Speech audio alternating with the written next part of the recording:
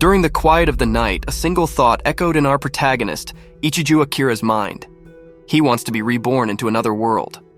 That's a thought most people have their minds on, if only they could manage to be reborn somewhere else and have a fresh start. For an otherworlder, fighting magical beasts and monsters, then getting married to a prince or princess is indeed an amazing daily life in another world that everyone wants.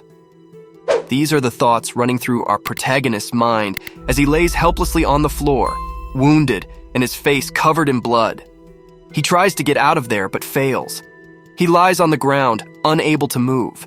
Suddenly, a horned monster almost twice his size grabs him from behind and begins to eat him alive, and then tears his body in half like a piece of paper, killing him instantly. But our hero, he never wanted to die. Some notifications pop up, confirming his death. He also received a unique skill called Return from Hell, which will be activated shortly. Fast forward after he cried in his silent dead, Ichiju slowly opens his eyes and gets shocked when he finds himself alive and back at his office. Extremely confused, he looks around for the gigantic monster who just murdered him. He hesitantly looks down and lets out a sigh of relief when he sees his legs still attached to his body. He wonders if everything he saw was just a terrifying nightmare. As he's trying to process all of those memories, his co-worker, Sayama, warns him to look behind. Ichiju gets confused, yet all of a sudden a hand wraps around his neck. Oh, it's Director Nanase. She praises Ichiju's guts for ignoring her, asks him why he spaced out of the blue like that, or maybe he's feeling unwell. Ichiju instantly tells her he was just sleepy, but he's wide awake now thanks to her crazy power. Upon hearing that, the director offers to put him to eternal sleep, which of course he humbly declined. Now Ichiju can't help but wonder what he just saw, that strangely realistic nightmare. He still feels as if he's being chewed alive. Director Nanase makes sure that Ichiju is okay. When he says he's fine, she doesn't believe him. She grabs his face and tells him how important it is to take care of his health. She advises him to take care of his body, and after that, Nanase leaves to go home. Ichiju gets hit by deja vu. He feels as if he has had this same conversation before. Sayama expresses how jealous he is of Ichiju, and he wishes that Director Nanase cared for him the same way. They finish their work and Ichiju leaves for home. On the way home, he sees many different things happening. From a drunk person throwing up to a couple breaking up, everything feels like deja vu, like it has happened before. Ichiju wonders if it's because he's getting older, as he thought 25 is too old, and his hair is also getting thinner day by day. Ichiju stares at the dark, empty street. Something feels strange as he suddenly hears a weird sound, a sound of something heavy being dragged across the floor. He gets chills on his body as the sound increases. His eyes fill with horror as he sees the same giant two-horned monster standing before him. He sweats uncontrollably as he wonders what the hell that thing is. Maybe everything he saw in the dream was real. He tries to calm himself down, thinking it's probably for some TV show, but he doesn't stay calm for long as the monster opens his mouth to reveal his sharp teeth. Ichiju runs for his life to the other direction because he doesn't want to die. But the monster catches up and hits him from behind. Now Ichiju falls on his face and is unable to breathe. In the midst of trying to get out, he notices that he can't feel strength in his lower body. His heart drops when he sees his lower body lying in front of him again. Ichiju loses hope and questions why it had to turn out like this. But in that chaos, his biggest concern was still being a virgin. His vision gets blurry. Am I going to die like this? He thinks to himself. And then a notification shows up before him, showing him his new quest, Defeat the Minotaur. Ichiju has no idea what this means. Did it mean he should kill that scary-looking monster? How could in the world he ever kill that thing? Then he closes his eyes. The cycle repeats as Ichiju opens his eyes again, find himself back at the office. Yep, as you guys predict, back once again. But now the different thing is a huge notification in front of him which says the quest failed. Still confused, he wonders what all this means. Another notification confirms his second death, and turns out he's got a bronze trophy, giving him +5 defense and strength. Yet he still has no idea what that window even is. Suddenly he hears Director Nanase from behind, and the scene plays out just like it did before. He hurriedly asks her what the hell this window is and what it means, but she has no idea what window he's talking about. Ichiju points at the window in front of him. "This blue board window right here," he says frustratedly. But his frustration increases when he realizes that she really can't see the window. She just starts repeating everything she said before and tells him to finish his job. Now Ichiju's sure that something strange happened here. Fast forward, and Ichiju just sits on a bench outside trying to figure out what he should do next. He wonders if going home would be a good idea, but the idea of the monster scares the crap out of him. He decides not to go home in order to not meet that thing again, but he doesn't want to stay outside either, so he plans to go back to the office and spend the night there. He sits under his desk wrapped in a blanket like a burrito. His head's still full of things he doesn't understand. What is that monster? What is that game like Window? Why does he keep coming back alive? But he doesn't care anymore. He just wants to stay alive for now. That's the priority. Time passes and it's now morning, but Ichiju wakes up because of the noise. He checks the time and gets a mini heart attack because he overslept. But the date is changed. He smiles, thinking he made it through and won't have to die anymore. He gets up to get some coffee, but gets confused when he sees the entire place empty. It's still a weekday. Is everyone skipping work, even the director? And why the siren is still ringing, he wonders. Out of nowhere, the whole building shakes as if a massive earthquake just hit. He quickly runs to the window, just to see hundreds of huge monsters roaming the city, destroying everything. His eyes widen with fear. He just wants to catch a break because he hasn't even processed his terrifying nightmares. But now everything he sees is beyond his nightmare. He rushes to check the news, which says monsters have taken over the country. In the end, he is left with only one explanation. He is the only survivor here. Ichiju runs around the entire place, trying to find someone familiar.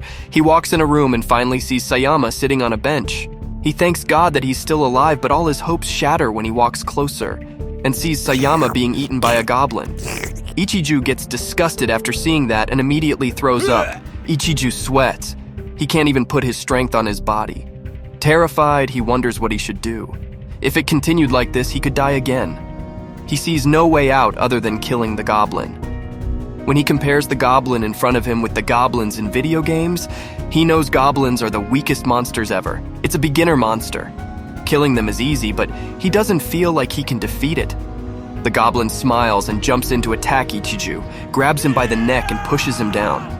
The goblin raises its weapon and bashes Ichiju's head with it. But it looks at its weapon with confusion. He wonders why Ichiju is still alive after a direct hit. Truthfully, Ichiju doesn't understand how he survived either. Now that the goblin is distracted, Ichiju takes his chance and punches the goblin with all his force. The goblin flies across the room and smashes into a wall, putting a hole in it. Ichiju stands there, amazed at his strength. He even broke the wall in one hit. How is he still alive? He wonders if it was related to the window thing he saw yesterday. It's payback time! Ichiju grabs the goblin's weapon and smashes its head until it's completely destroyed. He falls down because of exhaustion. He can't even move his body because of blood loss. He wonders if he's going to die like this again. Suddenly, the window shows up again and gives him a level-up notification with a bronze trophy. As he lies on the floor, he feels a strange power slowly taking over his body. The power flows through his body and gets engraved in it. That's the last thing he remembers before he loses consciousness. Now he wakes up again, back at the office for the third time. This time, he ignores everyone and runs out of the office. Being the only one who knows the world will end, he wonders what it is that he should do. The window pops up and shows him his status.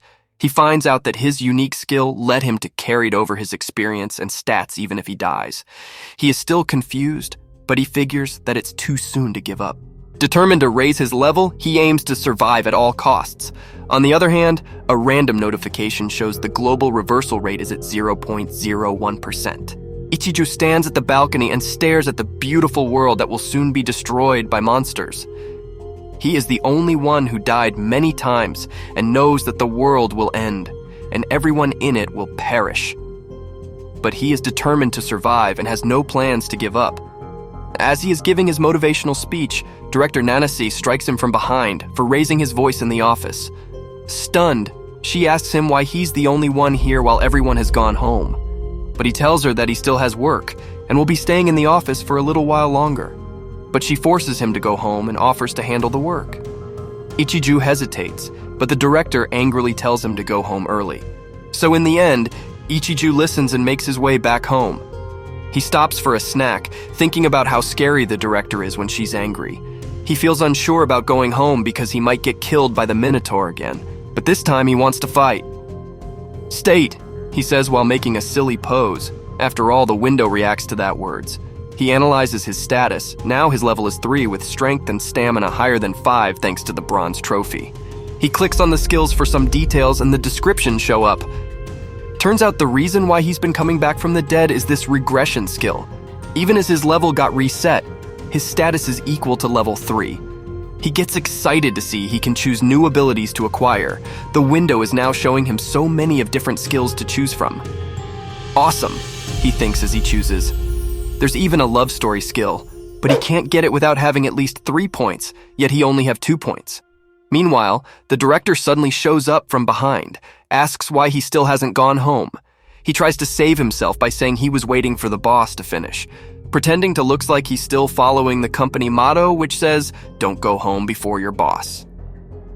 After a small talk, both of them decided to go home together, but Ichiju, still thinking about leveling up and acquiring new skills ASAP.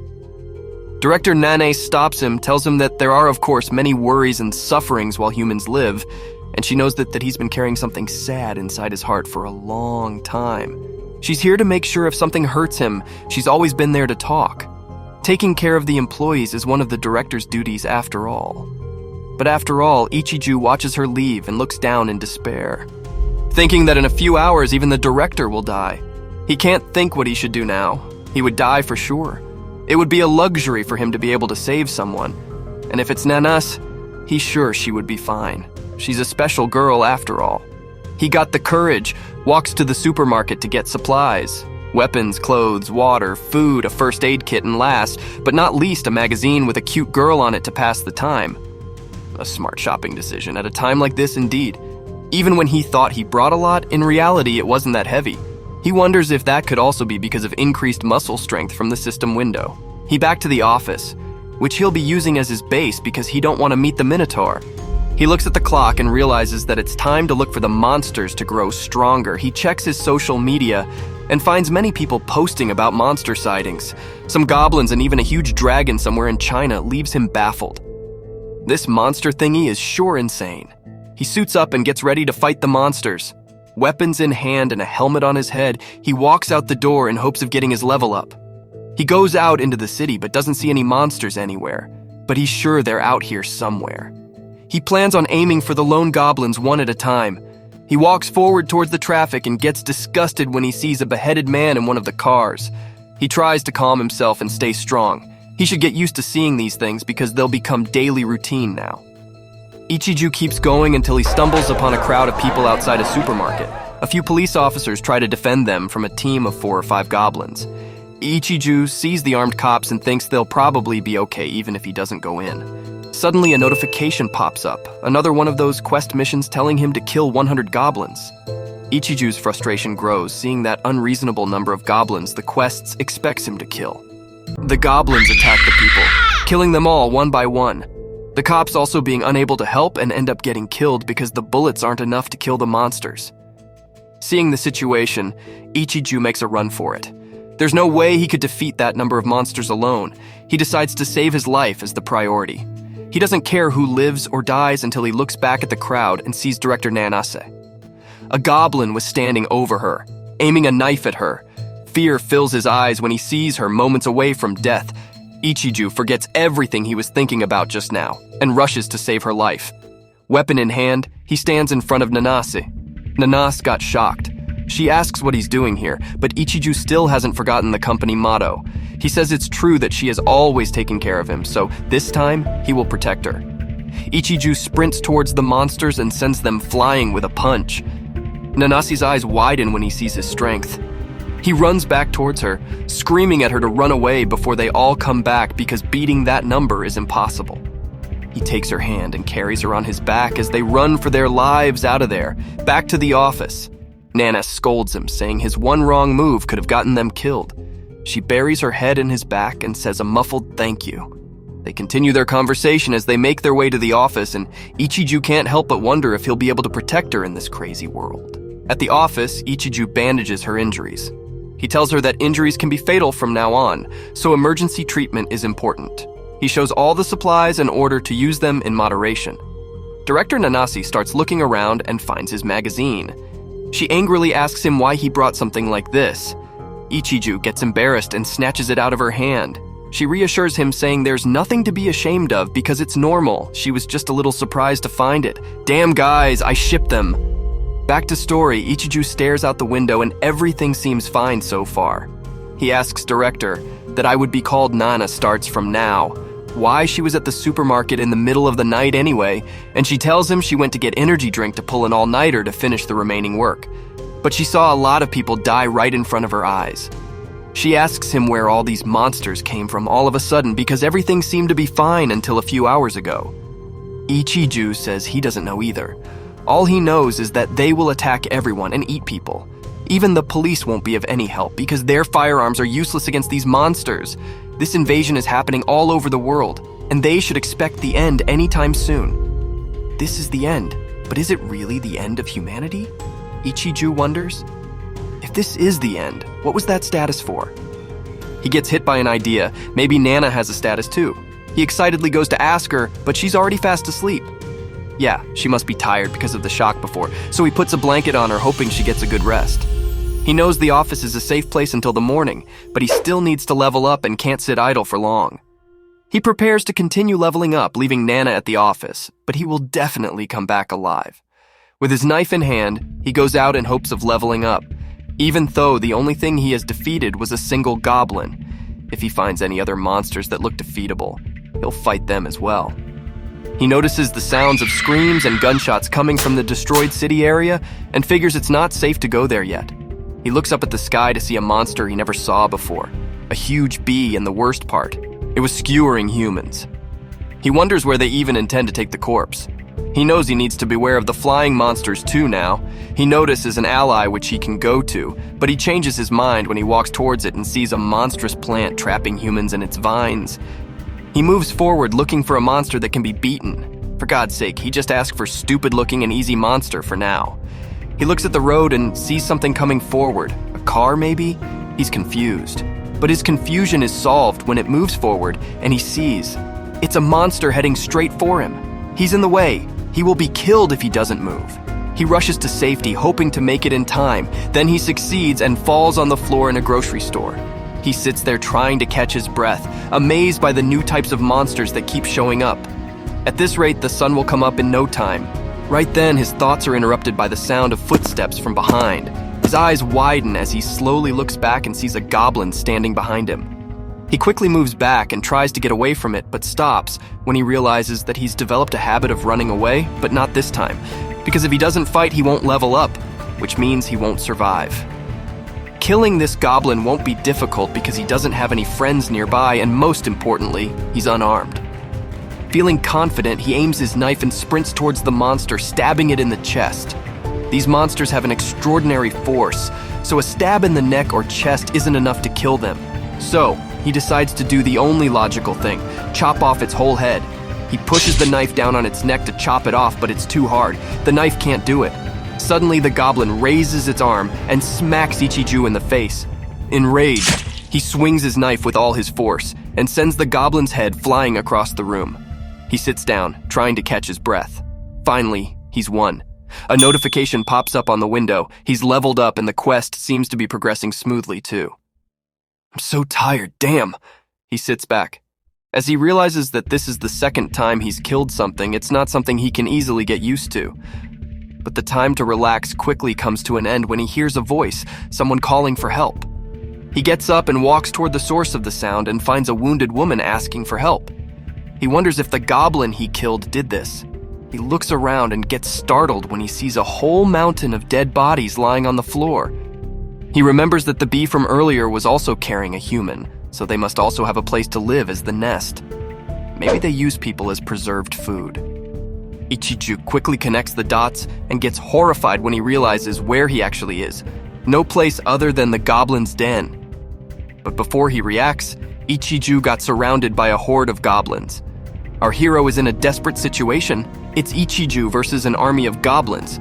This is bad, he thinks to himself, as he sees no way out and has no idea what to do next. At that point, he'll be eaten alive, but he gets an idea. He needs to distract them. He quickly points towards the sky and says, "It's a UFO!" The goblins look at him in confusion before attacking him all at once.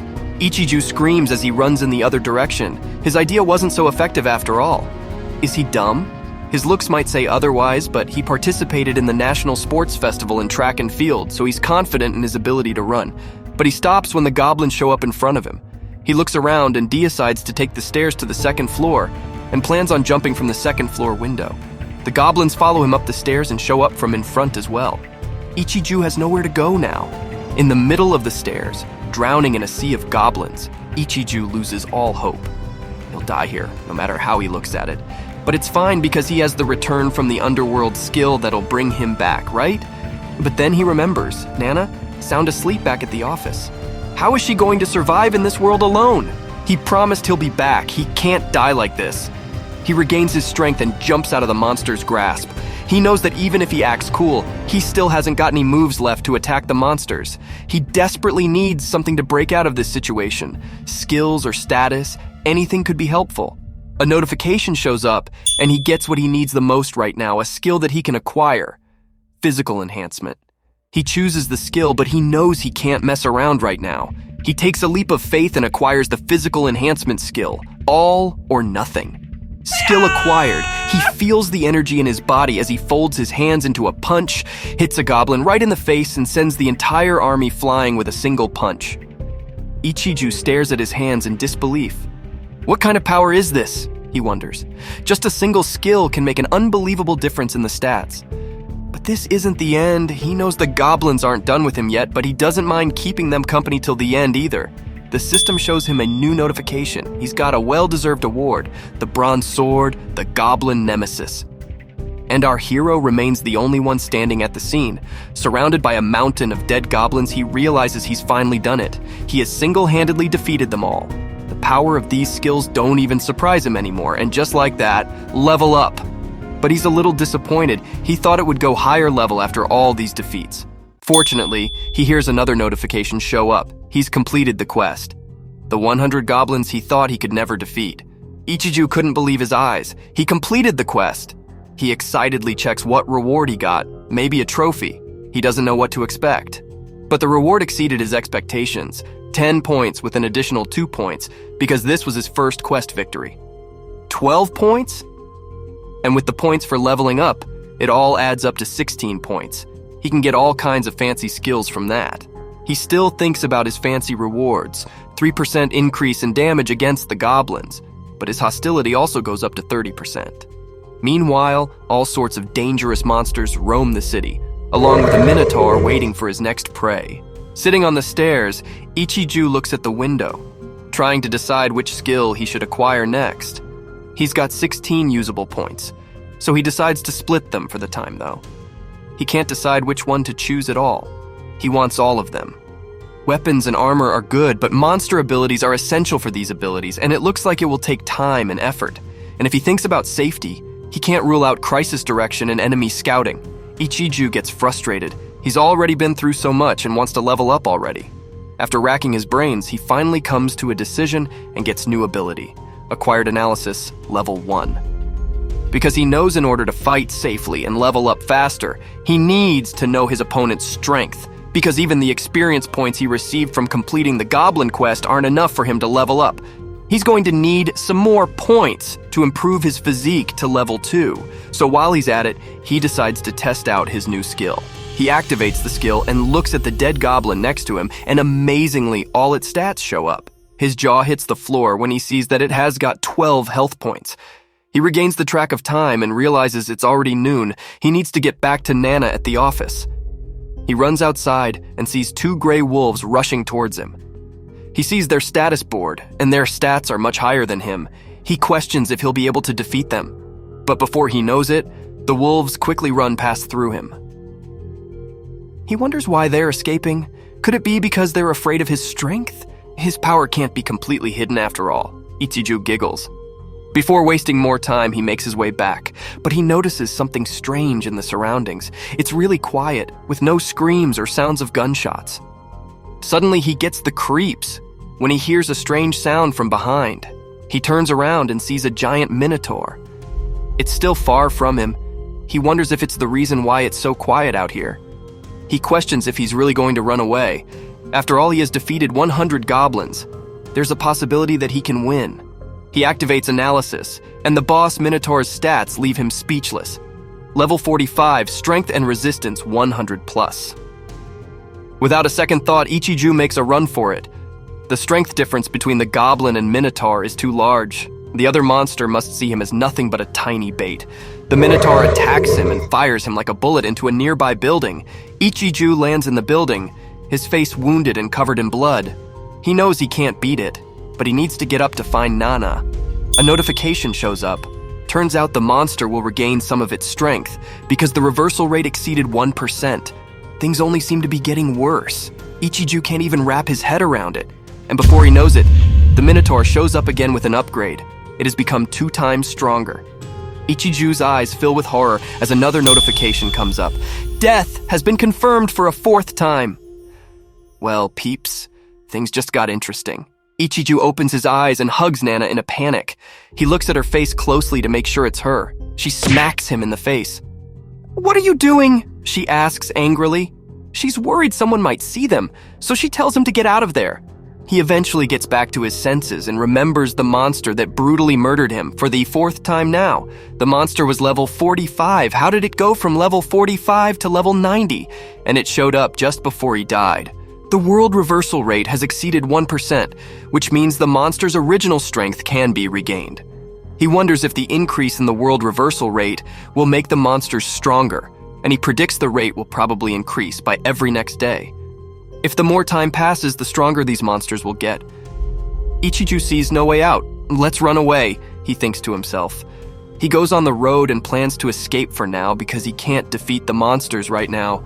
He gets in a taxi and tells the driver his destination, Kanagawa Prefecture, and his journey begins. He's going as far away from the city as he can in hopes of finding someplace safe where he can take Nana with him later. Midway, the driver slows the car down because there's a wild boar on the road, which is pretty rare. Ichiju's eyes widen. It's not a wild boar, but it is a monster. He can't believe the monsters have started to appear here as well, and he sees its status bar too. Ichiju is already getting the creeps. Suddenly, the driver smashes the brakes. They see 2 cars in front of them, completely split in half. And standing there, a monster he's never seen before, an orc. Ichiju stares in fear and screams at the driver to drive away. But they are too late, as the orc squishes the car like a pillow.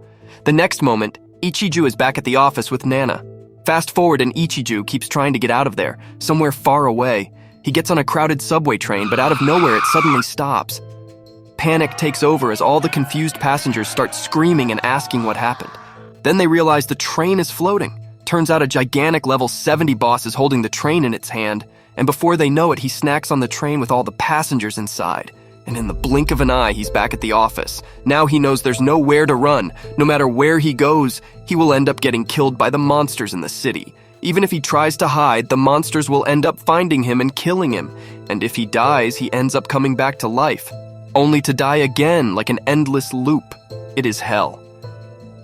Nana notices him sitting with his head down and asks what happened. He just tells her he's going home and leaves. He wonders if he kills himself. Maybe he can get out of this hell. That must be it, he thinks as he makes his way up to the roof. He stands at the wall and closes his eyes, praying to God to let him die. But the very next moment, Nana pushes him off the wall and back to the floor. She looks terrified. She asks him if he's okay, and he quickly gets up and says he's fine. He just doesn't like the hot weather. He tells her that he was just trying to get some air. She feels something is not right, so she asks him if he's free for some drinks right now. It's been a long time, plus how could he deny orders from the boss? Ichiju just stares at her in confusion. A quick trip to the store and they get 2 large bottles. Nana tells him not to hold back on the drinks and just drink all he wants. But he doesn't seem to be in the mood for drinks. He says it's meaningless. Nana says she understands and tells him to do whatever he wants, jump out a window or go home. However, whoever finishes the glass first wins.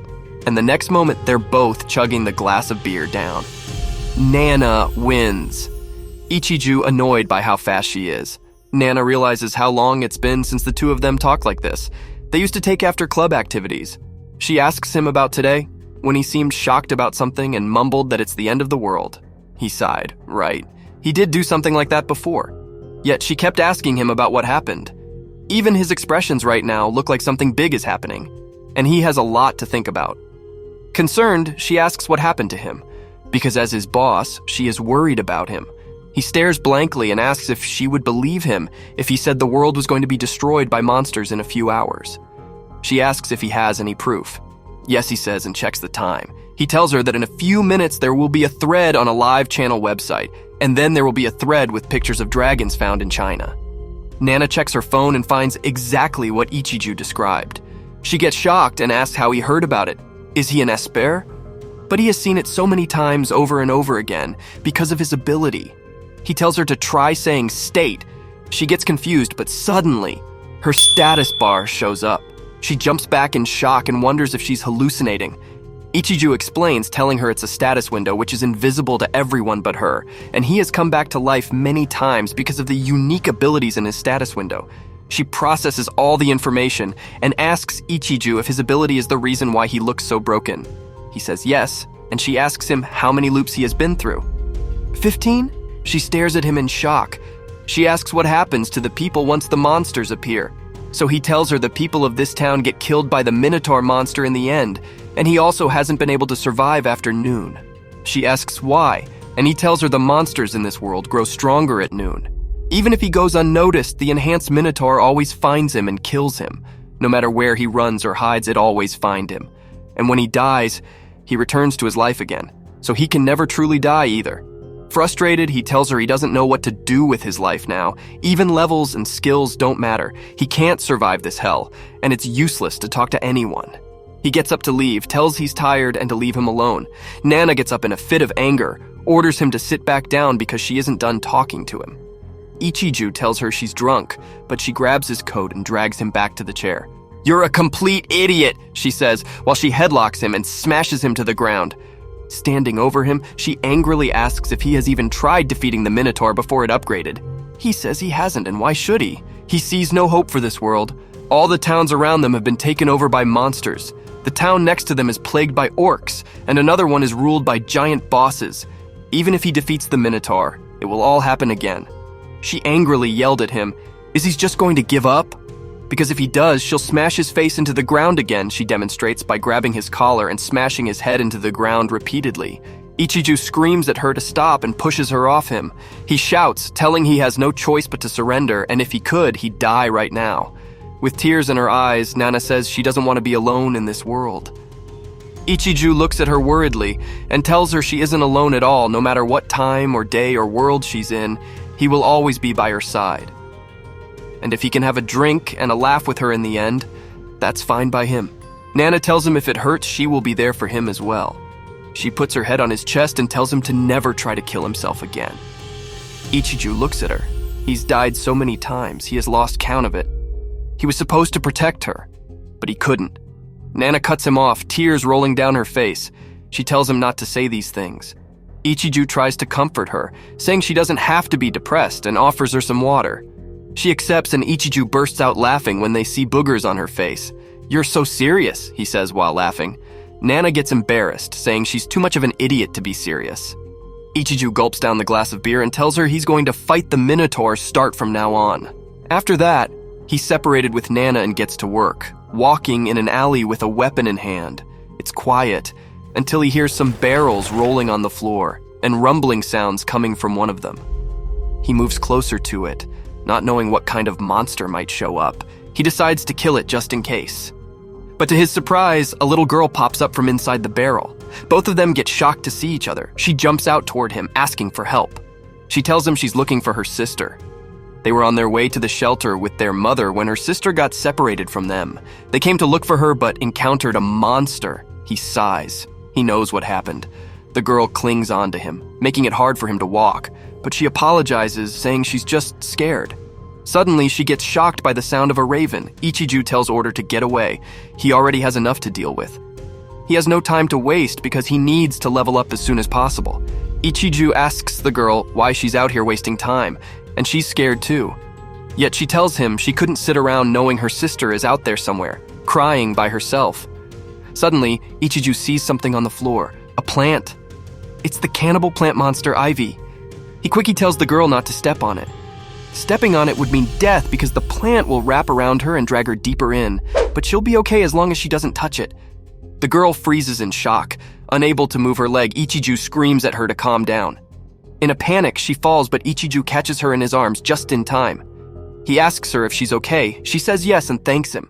Suddenly, the girl runs back to the plant and sees her sister Mai wrapped in the plant's vines being dragged in. Ichiju tells her to get behind him because if she gets too close, she won't get out alive.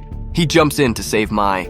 He sprints towards the plant, swinging his knife and cutting all the veins in his way, but he quickly realizes that a single goblin dagger is nowhere near enough to defeat this monster. Suddenly, Ichiju is pushed into a wall, wrapped in the deadly vines. The girl being the only person standing, she rushes towards the plant. Ichiju and Mai stare at her in disbelief. "What are you doing?" Ichiju asks, thinking she's going to get them all killed. She runs to her sister, promising her that she will save her. She grabs Mai's hands and pushes her out of the vines. Ichiju takes the chance and pulls out his goblin knife, cuts all the vines around him and breaks free. While falling from above, he cuts the plant from top to bottom and makes a Spider-Man landing.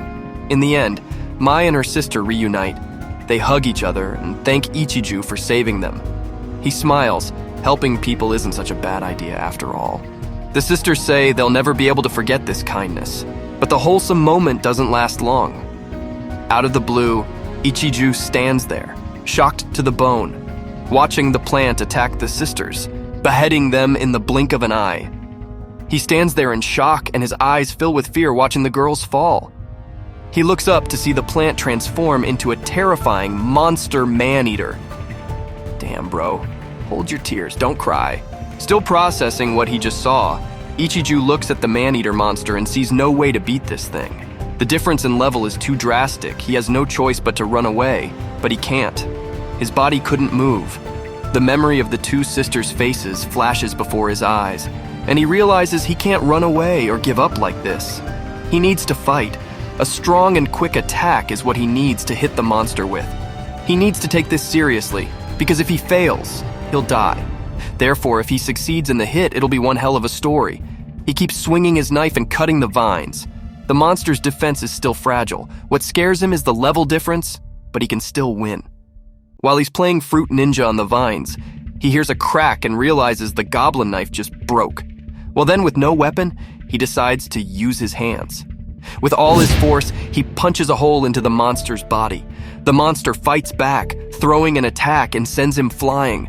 Wounded and covered in blood, he thinks about how cruel this world is, but that's exactly why he can't afford to lose.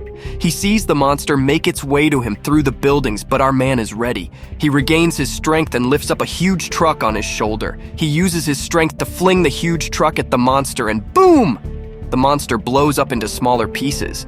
Ichiju knew the vegetable monsters are weak against fire. He grabs whatever is left of the monster and punched it to death. Extremely bruised, Ichiju gets a notification. He has leveled up. He stands there in despair and weakness. He can't even save anyone. He can't even protect the people he cares about.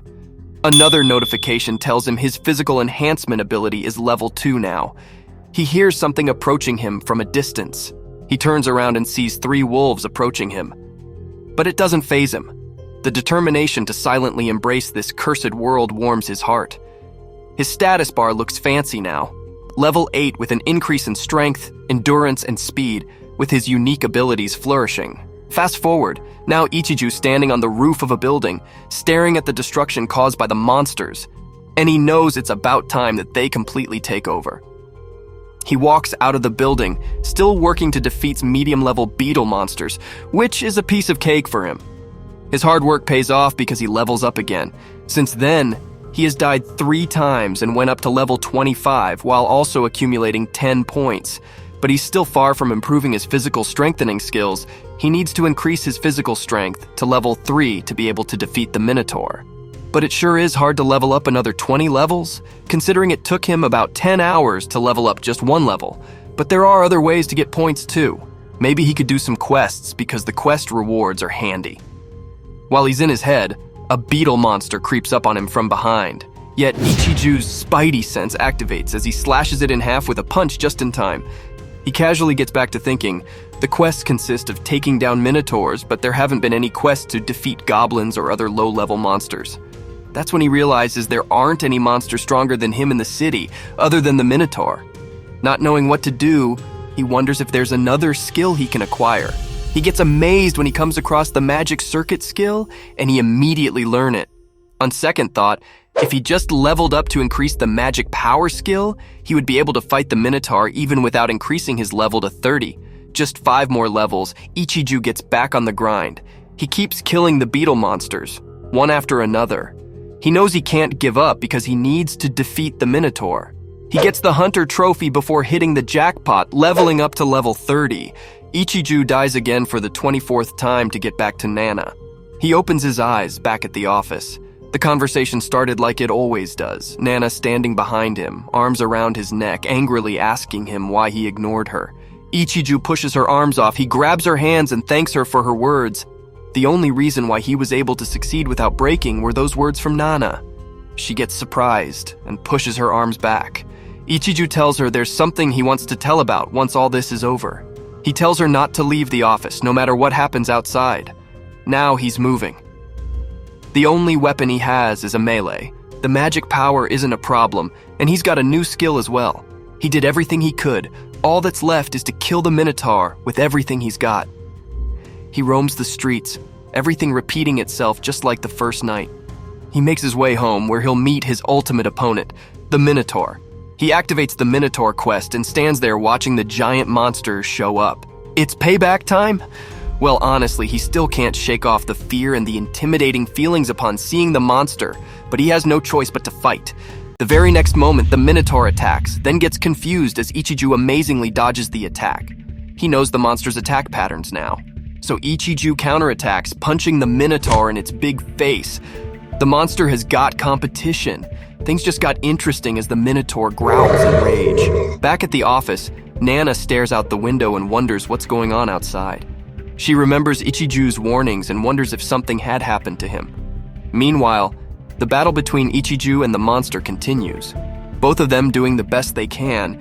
Even though Ichiju can predict the minotaur's attack patterns, he still can't figure it out perfectly. Suddenly, the monster strikes Ichiju with his huge axe, destroying the surroundings. Ichiju smashes into the wall. Just a little scratch from him has so much power. His strength is 190, while his endurance is 76 in comparison. He'll die at an instant if he takes a direct hit. Ichiju hits his limit. The minotaur approaches with the axe in his hand, but Ichiju hasn't given up yet. He activates his sprint skill, jumps off the wall faster than lightning, and hits the monster with a punch in his head, but he gets carried away with the momentum and exerted too much force and lands on the building in front. He sees the attack affecting the monster and plans to reduce the unnecessary power with minimal movement, focusing on one point. He paces towards the minotaur and smashes it into the wall with a solid punch. The monster breaks through the wall and lands in the building. Ichiju gets amazed by the sprint skill. It surpassed the minotaur's speed, and he also gains magic power in his stats thanks to the magic power skill. The sprint skill consumes 1 magic power to increase speed, but there is a limit to the time duration, which is 60 seconds. He must finish the monster before the time runs out. He hits the minotaur with attack after attack, but he still doesn't know how to deliver the final bow. The monster lands in a pit of steel rods but gets back up. Ichiju knows it's his defeat. If the skill time runs out, he needs to think of another way.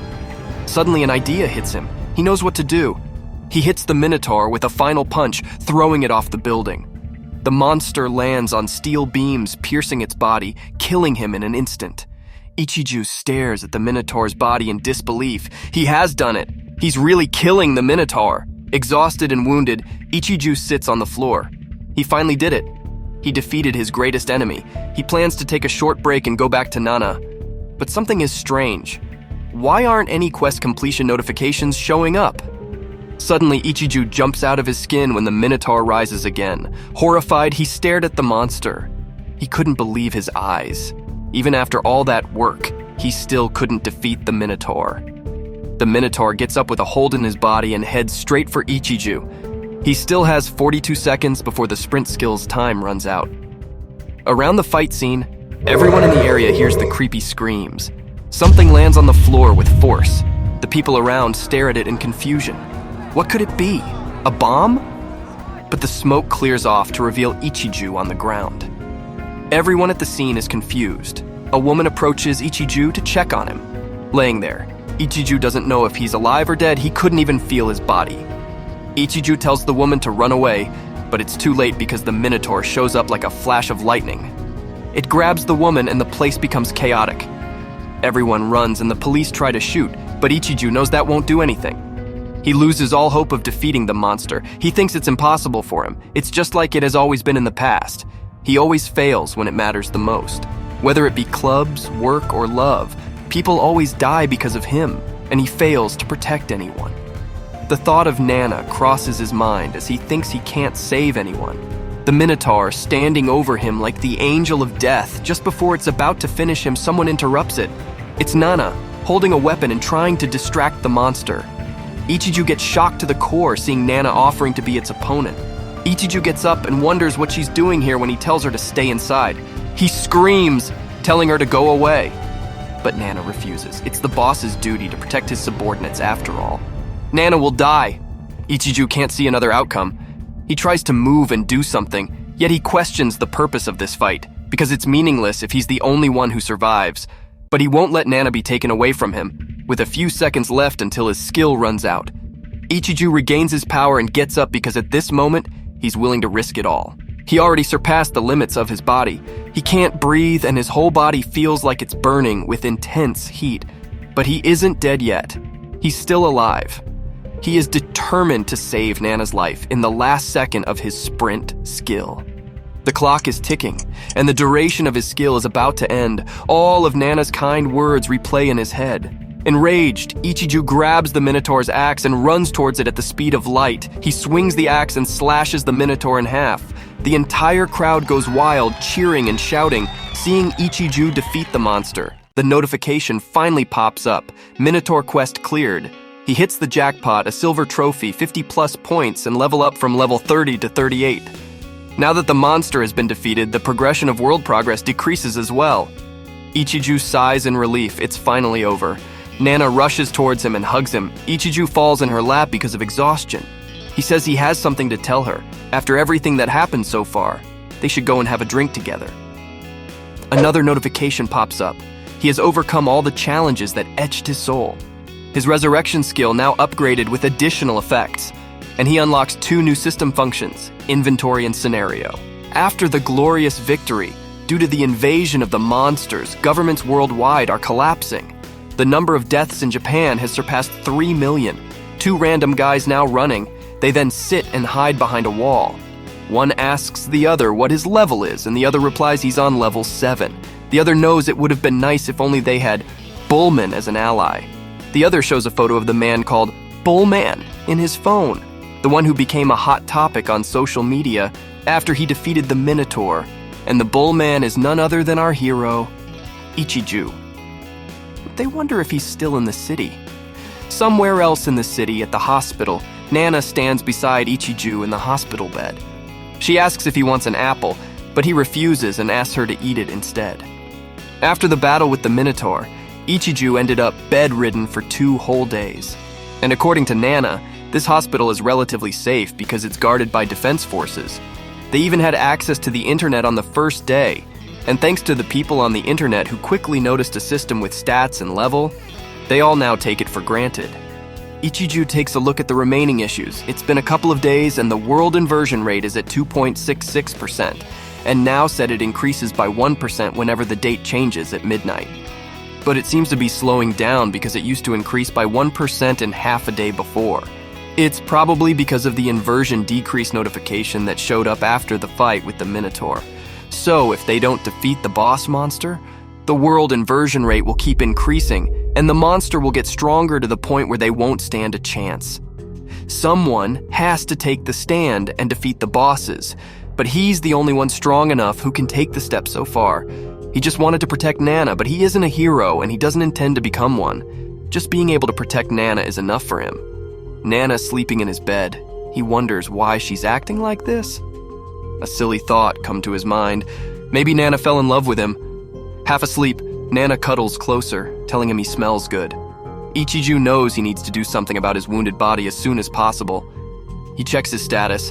Everything seems to have increased, and he also got 2 new functions, inventory and scenario. He wonders if that showed up after he defeated the Minotaur. Well, inventory sounds like the place where you store items in games. It's been added, but it doesn't seem like he needs it. He deletes it for the time being. The other function, scenario, but it hasn't been activated yet. He wonders if it even has a use. He decides to deal with it later. Now he has new points that he can use to acquire some skills. He notices something. The magic power seems to be decreasing.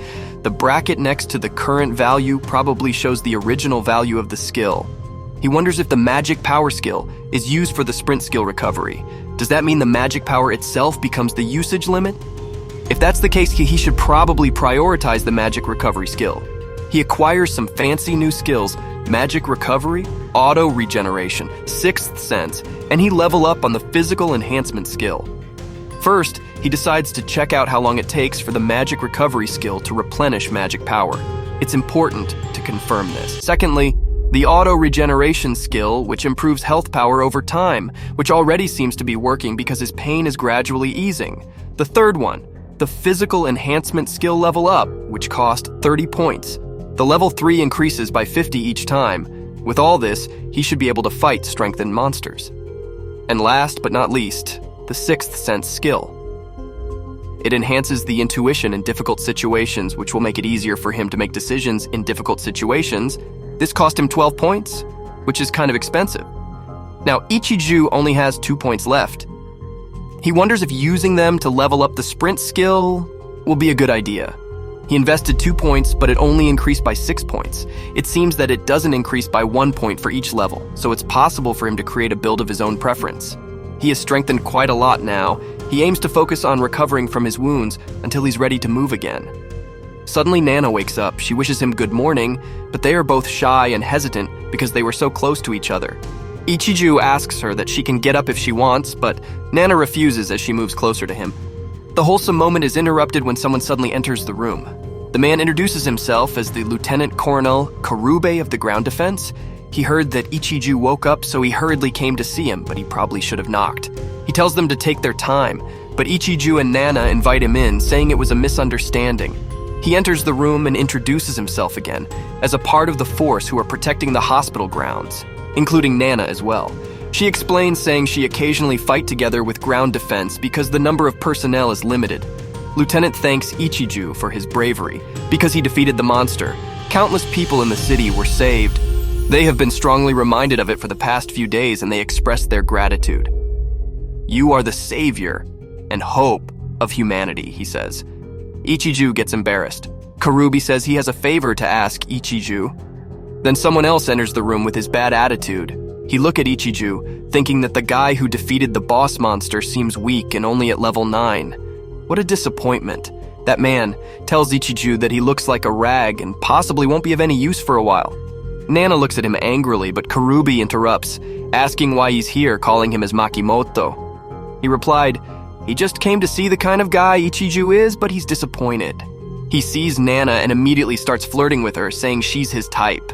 He asks her questions about herself and says the place where he's from was full of guys, so he couldn't find anyone worth protecting, but this hospital turned out to be a good place. He goes on to reveal his decision. Nana will be his woman now. He says the monsters have become stronger nowadays because of the increasing inversion rate, and a rag like Ichiju won't be able to protect her. Even defeating the boss wasn't even a big deal for him. He's the highest level in this hospital after all, and the strongest too. With a smirk on his face, he grabs her hand, saying they should go talk about their future. Ichiju grabs his arm and nicely asks him to go back because Nana seems to be scared. But Makimoto acts tough. His expressions change when Ichiju squeezes his hand with all his force. He feels scared when he feels the incredible power of our guy. He quickly apologizes and runs for his life out of there. Stupid. Karubi apologizes for what happened, and so does Ichiju. They get back to the topic. Ichiju asks what his request is, and Karubi says they have been facing difficulties due to monster attacks. Some people have seen what appears to be a boss monster near the hospital, and if they attack, they won't stand a chance against them. He bows his head, asking Ichiju to defeat the monster for them. Nana speaks up, stating what he's asking for is too much. Ichiju has already been through so much suffering while fighting desperately against the Minotaur. His body also hasn't fully recovered yet. Karubi says he's aware of that, but he is the only one who can succeed in this. Despite his low level, he possesses incredible stats. Karub gets down on his knees and requests Ichiju to lend them his strength for the sake of those who survived.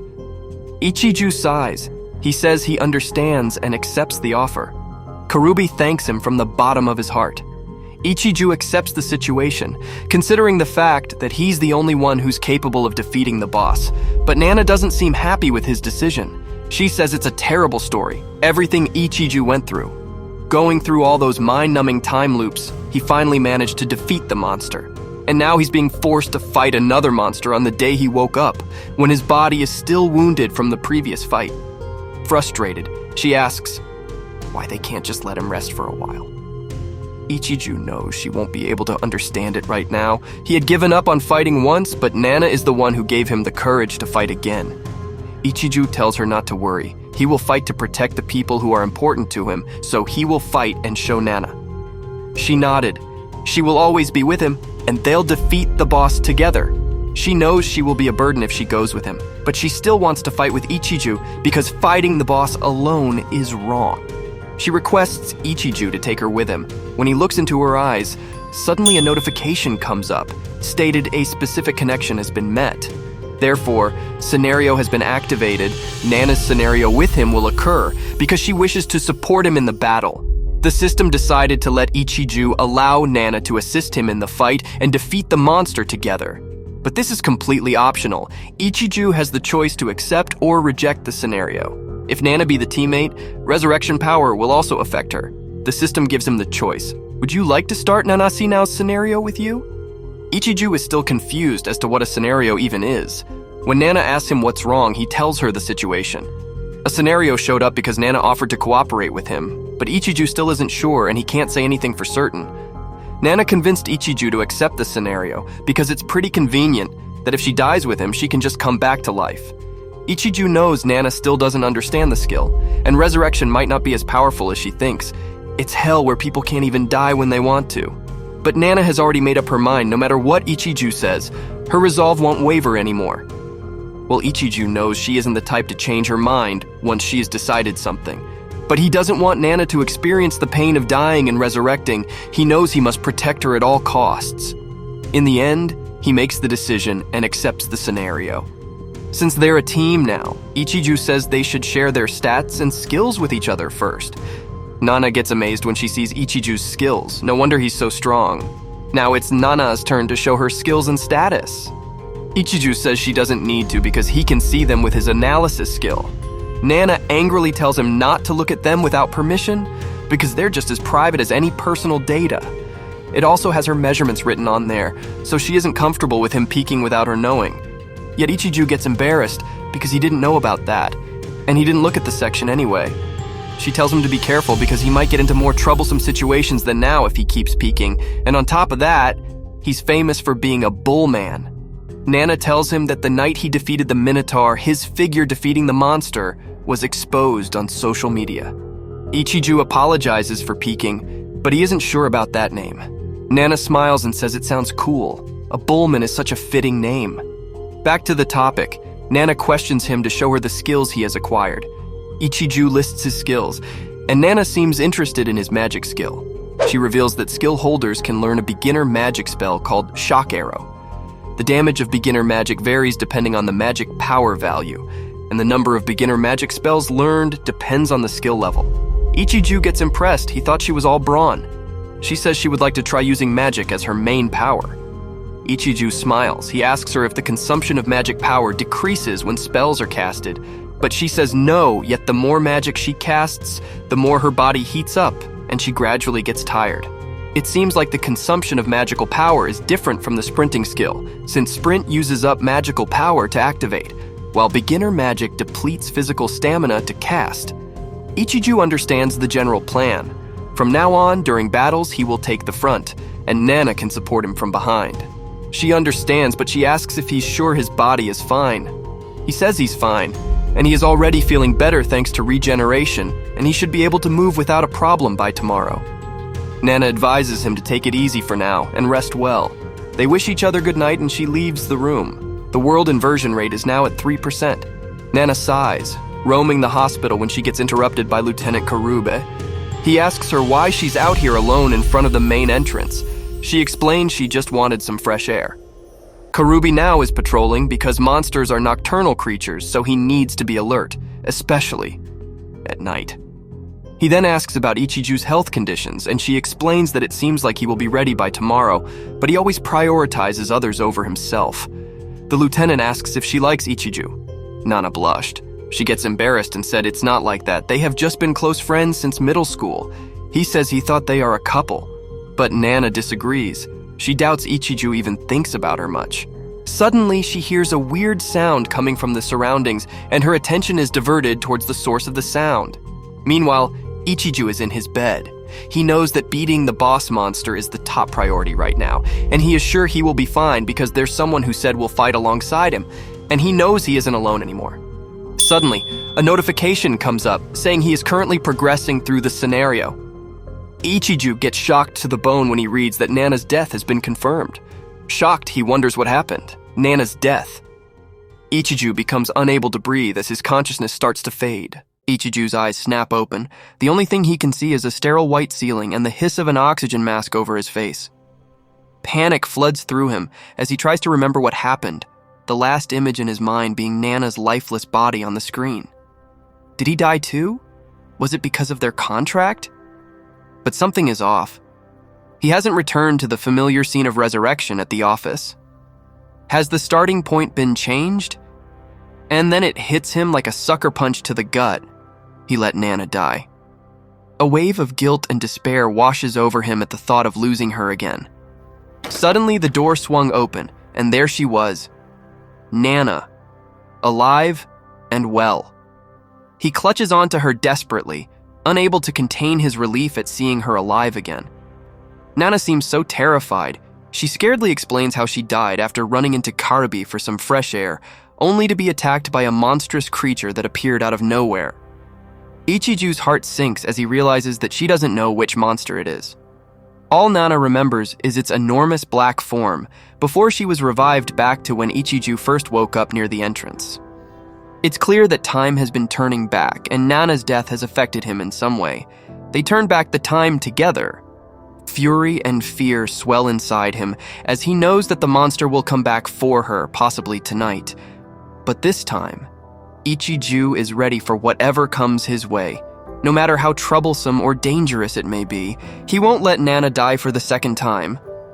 Nana's voice trembles with guilt as she apologizes to Ichijo for the chaos and danger she has brought upon them. But Ichijo's eyes harden with determination as he tells her there is no need for apologies. They both know that their fate was curled when they agreed to be partner. This is something that they can't avoid. As they discuss the sudden change in the resurrection starting point, a sense of urgency settles over them. They must prepare for battle against the monsters that threaten their existence. Nana nods in agreement, their mind already racing with plans to face the threat, so the first thing they need is to inform Karube and the others.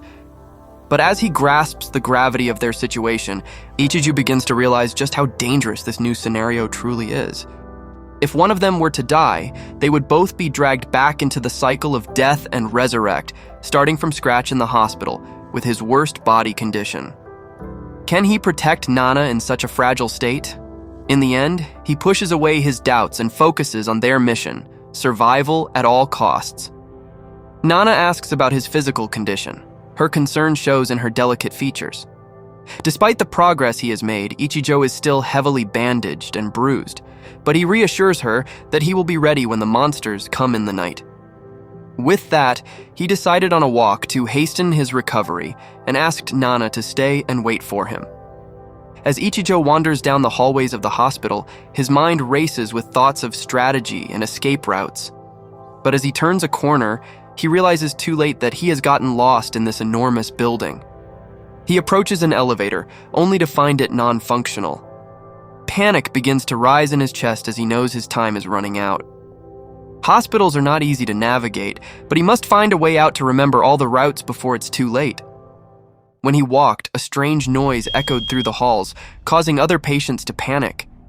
This sound is an alarm, signaling that the monsters have invaded. A man rushes into the hallway and confirms this, begging for anyone who can defend against them to assist. Ichiju asked where the monsters are located, and the man replies that they have surrounded the main entrance of the building. He explained it was peaceful just moments ago, but suddenly black wolves appeared out of nowhere. The self-defense force is putting up a strong fight, but they are being overwhelmed by the sheer number of monsters.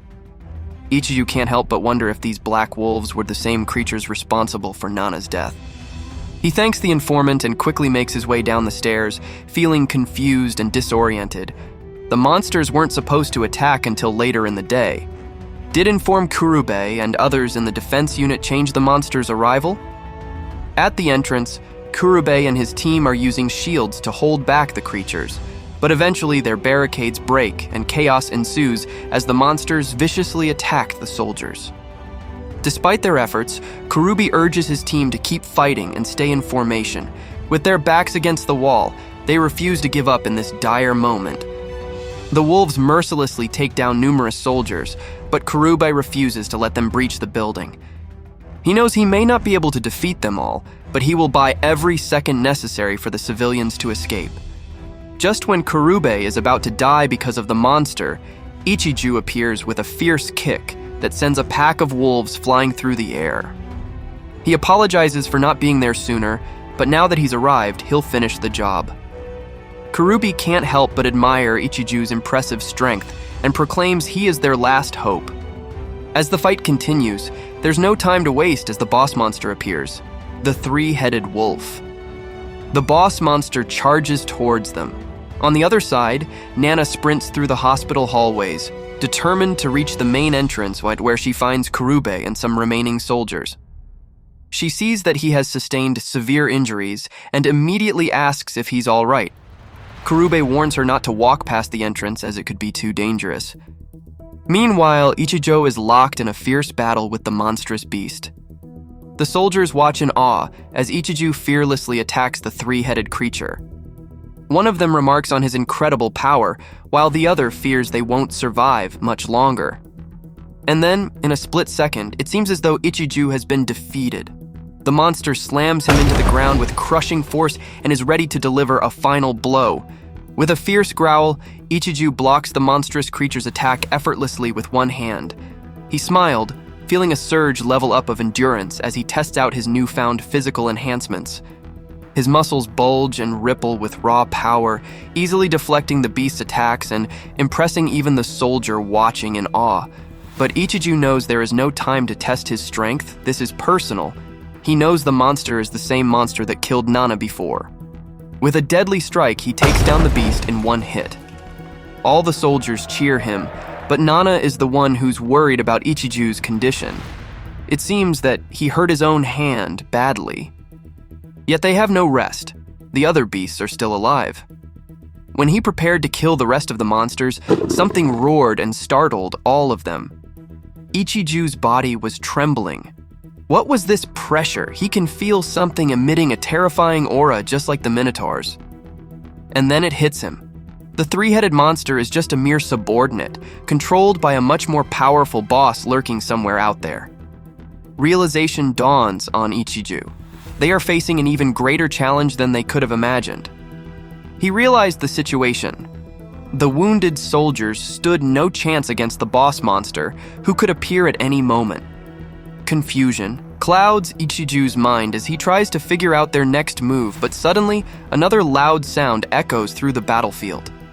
The wolves scatter, and the soldiers wonder in shock. Was that the boss monster commanding them to retreat? If so, it can only mean one thing. They will regroup and come back stronger, ready to wipe out every person in this hospital. After all the monsters were gone, the remaining soldiers started to check their condition.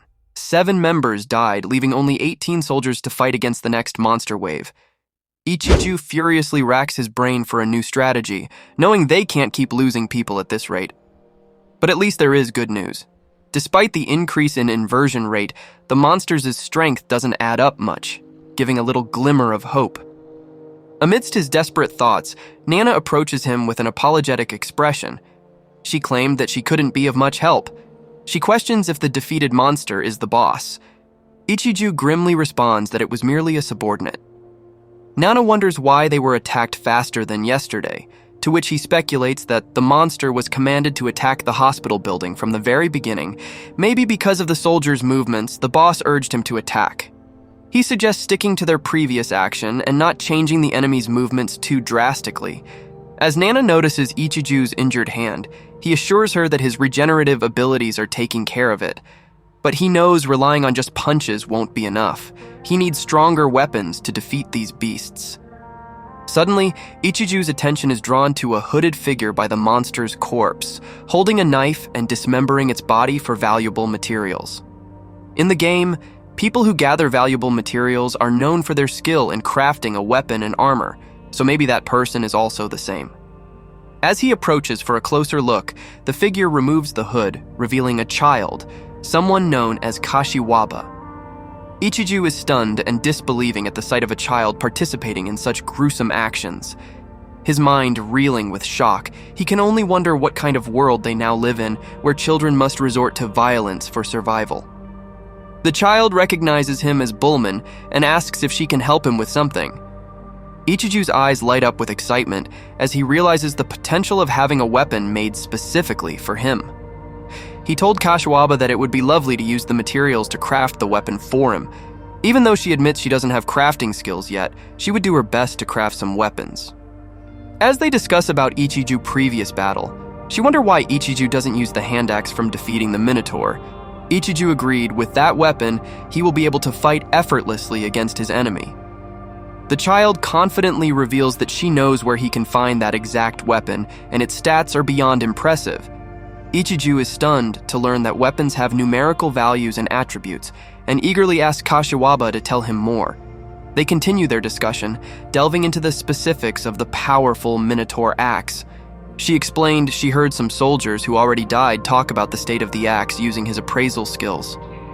The soldier stated he couldn't see the element because his appraisal skill level was not max, but he was sure the attack power was 75.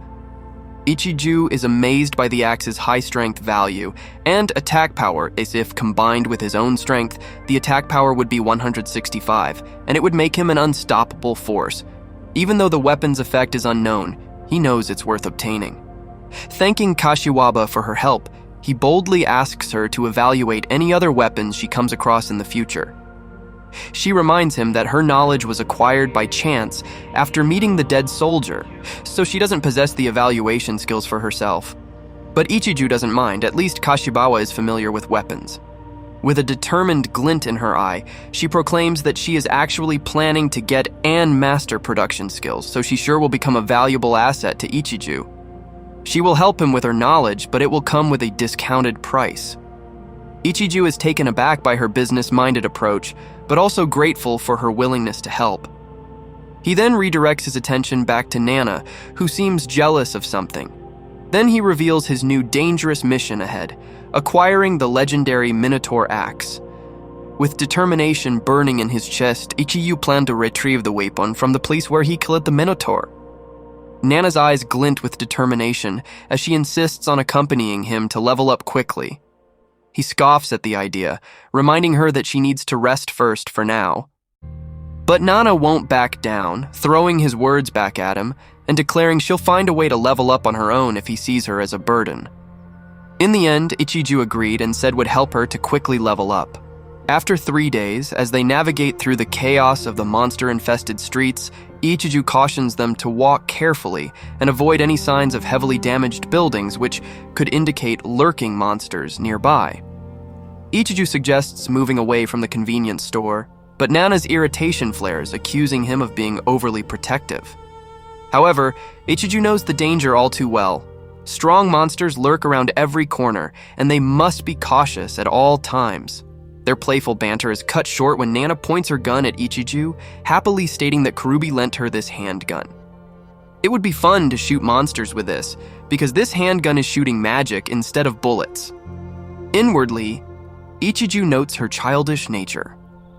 But their focus shifts when Nana brings up the Minotaur axe and its possible location.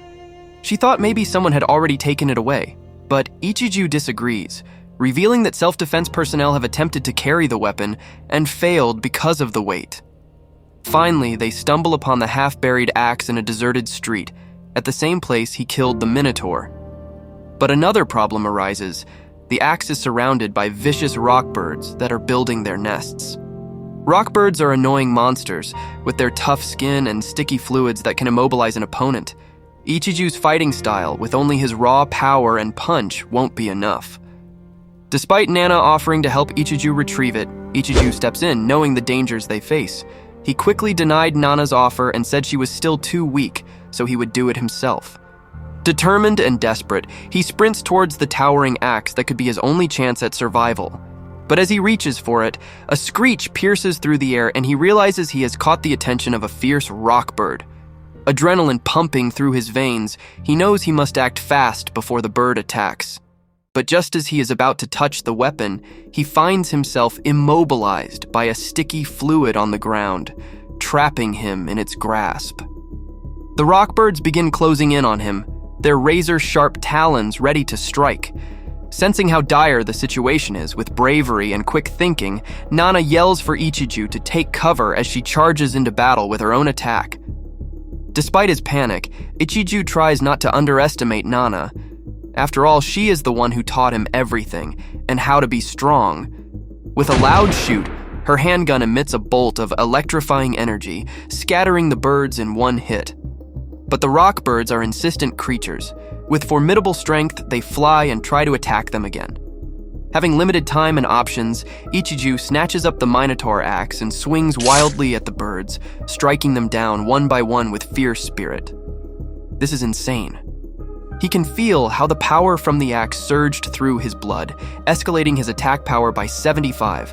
As they continue to fight off waves of ferocious foes, Ichiju can't help but feel surreal.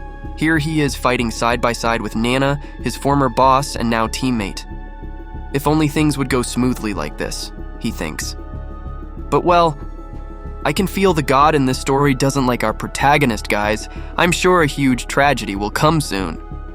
Back to the story, there's no time for contemplation, as now directs him towards another looming threat, a black wolf charging towards them. Without hesitation, Ichiju slices it in half with the powerful Minotaur axe. Wiping sweat from her brow, Nana asks if that was the last of them. With a firm voice, Ichiju confirms their victory. Catching his breath, he asks Nana what level she is at now, and Nana tiredly states she is at 23. Praising her progress and skill under pressure, Ichiju notes that she has been leveling up rapidly by fighting against stronger and more aggressive wolves. However, Nana points out why the wolves, with their relentless attacks, keep jumping at them. Ichiju knew the truth because of his silver trophy title. Their aggression is influenced by the buff of hostility effect of this title. Despite the challenges they face, Ichiju can't help but feel a sense of pride and camaraderie with Nana as they continue to conquer their enemies together. After a long fight, Ichiju's eyes narrow as he watches Nana struggle to stand, her body trembling with exhaustion. He knows they need to rest. As they make their way to a nearby bench, Nana stumbles and nearly falls, but Ichiju catches her with a strong grip on her arm. "Are you okay?" he asks. She instantly assures him that she's fine, brushing off his worry with a smile. Ichiju can see the toll that using magic has taken on her. Her stamina is depleted. She really needs a break. After Nana sits on the bench, she sips a refreshing beverage from the vending machine. Meanwhile, Ichiju admires the axe in his hand. Its sharpness is unparalleled, slicing through the black wolf as easily as butter. But what surprises him even more is the sheer power it holds. In his hand, he realizes the difference between weapons from the real world, and this Minotaur axe is so overwhelming, it's too terrifying. Proudly swinging the axe, Ichiju declares that with this weapon in his arsenal, no boss stands a chance against him. However, Nana can only watch with unease as he swings the dangerous weapon around. She begs him to stop, worried for his safety, but then Ichiju remembers, if they die and respawn, they'll have to find the axe all over again. An inconvenience he's not willing to endure. So he comes up with a brilliant idea: register the axe in their inventory. If he does that, maybe he can use it even after being resurrected. Nana can't help but chuckle at his childlike excitement over such a simple solution. But deep down, she knows that this is just another reminder of their dangerous reality, where life and death are manipulated by the system. It's their fate now. After taking a break, Nana stands up and declares that she's fine and ready to continue leveling up. Ignoring Ichiju protests for more rest, she insists on pressing forward. However, their conversation is abruptly cut short by a blood-curdling scream echoing through the path ahead of them. Without hesitation, Ichiju speculates that a monster must be gathered in that direction. Ichiju clenches his weapon tightly as he warns Nana to proceed with caution, knowing that danger lurks ahead. They move slower, their hearts pounding in anticipation as they get closer to the source of the blood-curdling screams.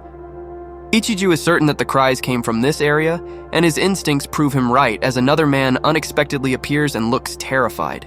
Ichiju rushes to check on the man, but the man violently shoves his hand and yells to get out of there. As the man flees, Ichiju is left wondering what could have happened to that strange man. Suddenly, his attention is drawn in front of them as Nana calls out in terror. To their horror, a horde of 1,000 monsters charges towards them at a fast speed. Panic sets in as they realize they are outnumbered and surrounded. Without a second thought, Ichiju commands Nana to run away, but Nana's fear paralyzes her, causing her legs to give out as she kneels helplessly on the ground. She begs for help as the monsters close in on her. Seeing her in danger, Ichiju abandons his own escape and runs back towards her, scooping her up in his arms as he sprints away. But it's too late. The monsters catch up and rip Nana away from Ichiju's grasp.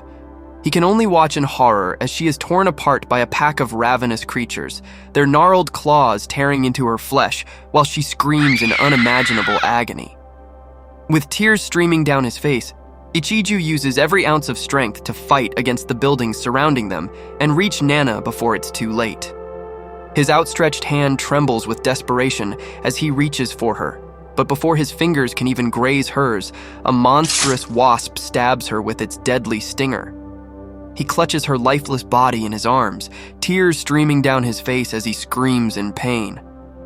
A notification appears, confirming Nana's death and activating the Ressurection skill. Ichiju awakens in a cold sweat, gasping for breath as he tries to process what just happened. Fear grips him as he rushes to Nana's room, desperate to see if she is okay. But her voice stops him, telling him to stay away and leave her alone after the horrific incident. Her once strong mind is now shattered. The fear of death and the feeling of monsters biting and stabbing her is really shaking her mental state. From Nana's point of view, a couple of minutes ago, after the monster stabbed her, she found herself back in battle before Ichiju woke up in the hospital. She had been resurrected from death again.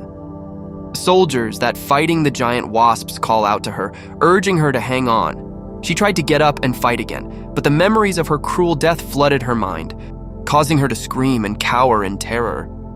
The soldiers quickly move her to safety, while she suffers the nightmare of her own death. In the hospital room, Nana is still trembling uncontrollably as flashes of her final moments haunt her every thought, leaving her petrified with fear. On the other side, Ichiju was aware that he couldn't protect Nana once again. Doubt creeps into his mind as he wonders if he's truly capable of keeping her safe. And just then, someone knocked on the door. Ah, it must be Nana, right? Before he can even react, a soldier named Kurube approaches him with a fierce intensity in his eyes. He introduces himself as the Lieutenant Colonel of the Japan Ground Self-Defense Force. Ichiju instantly remembers their scheduled meeting. His mind races as he realizes that if this event is repeated, then the Black Wolves will soon attack again in the night. Kurube's next question snaps him back to reality, asking about Ichiju's power. Confused at first, he follows the direction of Kurube's eyes. It points to the Minotaur axe leaning against the wall, somehow already there before he wakes up.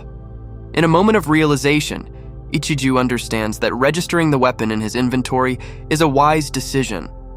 He replies to Kurube that the weapon here seems to be his power, but hey, he can't keep doing things like this. With newfound determination, he stands up and tells Kurube that he'll do whatever it takes to defeat the boss monster. He quickly warns Kurubi not to approach the entrance lobby, as there will be another attack from the relentless black wolves. Without hesitation, Ichiju heads towards Nana's room and knocks on the door before announcing his entrance. As he steps inside, his heart constricts at the sight of her trembling in a corner with a blanket over her. Guilt pierces through him as he sits on her bed and apologizes for not being able to protect her from harm. But Nana tremblingly told him it was her own carelessness that put her in danger. Her death is not Ichiju's fault.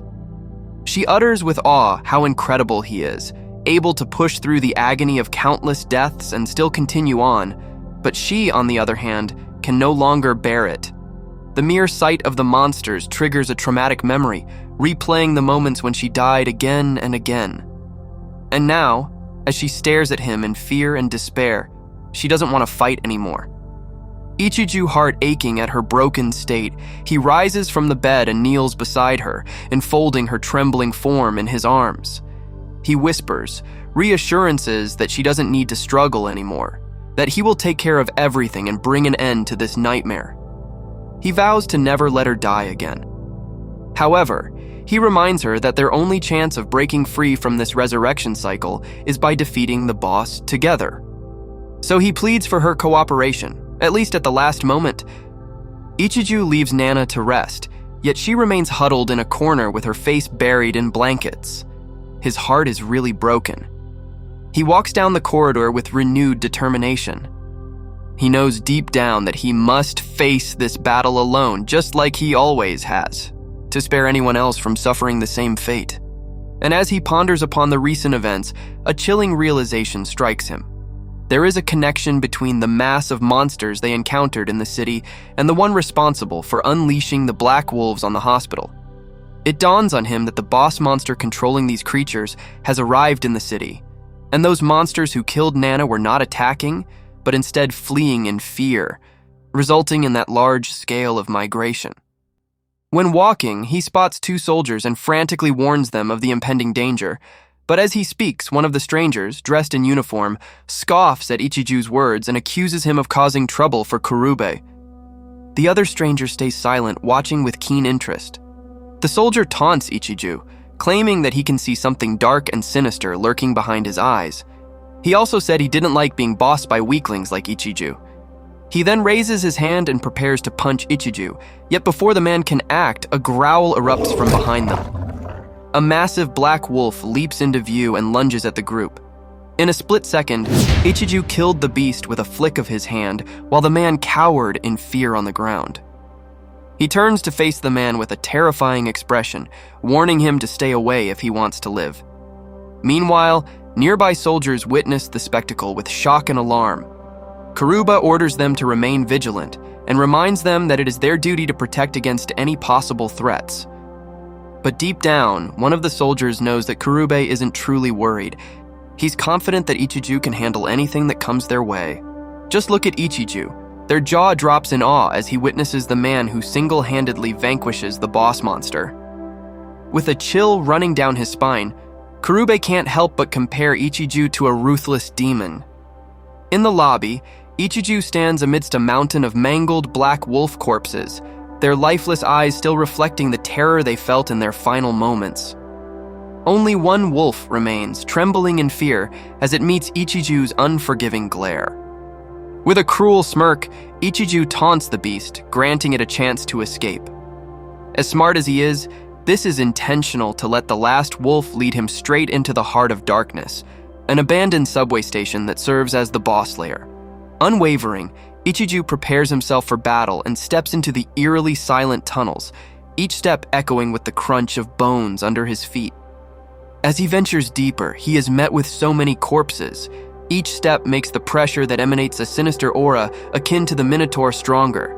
Walking downstairs, Ichiju realizes that the source of the pressure is from further below. Descending to the bottom floor, his heart stops as he spots a horde of black wolves, enough to be called the Army of the Black Wolves. And yet, all of this pales in comparison to the fear that grips him as he catches sight of the true master of this place emerging from the shadows. For the second time in his life after Minotaur, Ichiju feels true terror coursing through his veins as he stares up at a colossal level 93 werewolf, its towering figure and monstrous stats, making him realize just how dangerously and outmatched the boss monster truly is. His own stats are so low in comparison to the fearsome beast before him. He knows without a doubt that if he were to engage in battle with this creature, he would be torn to shreds in a matter of seconds. With a heavy heart, he turned and retreated, his steps quickening into a frantic run as he put as much distance between himself and the subway as possible.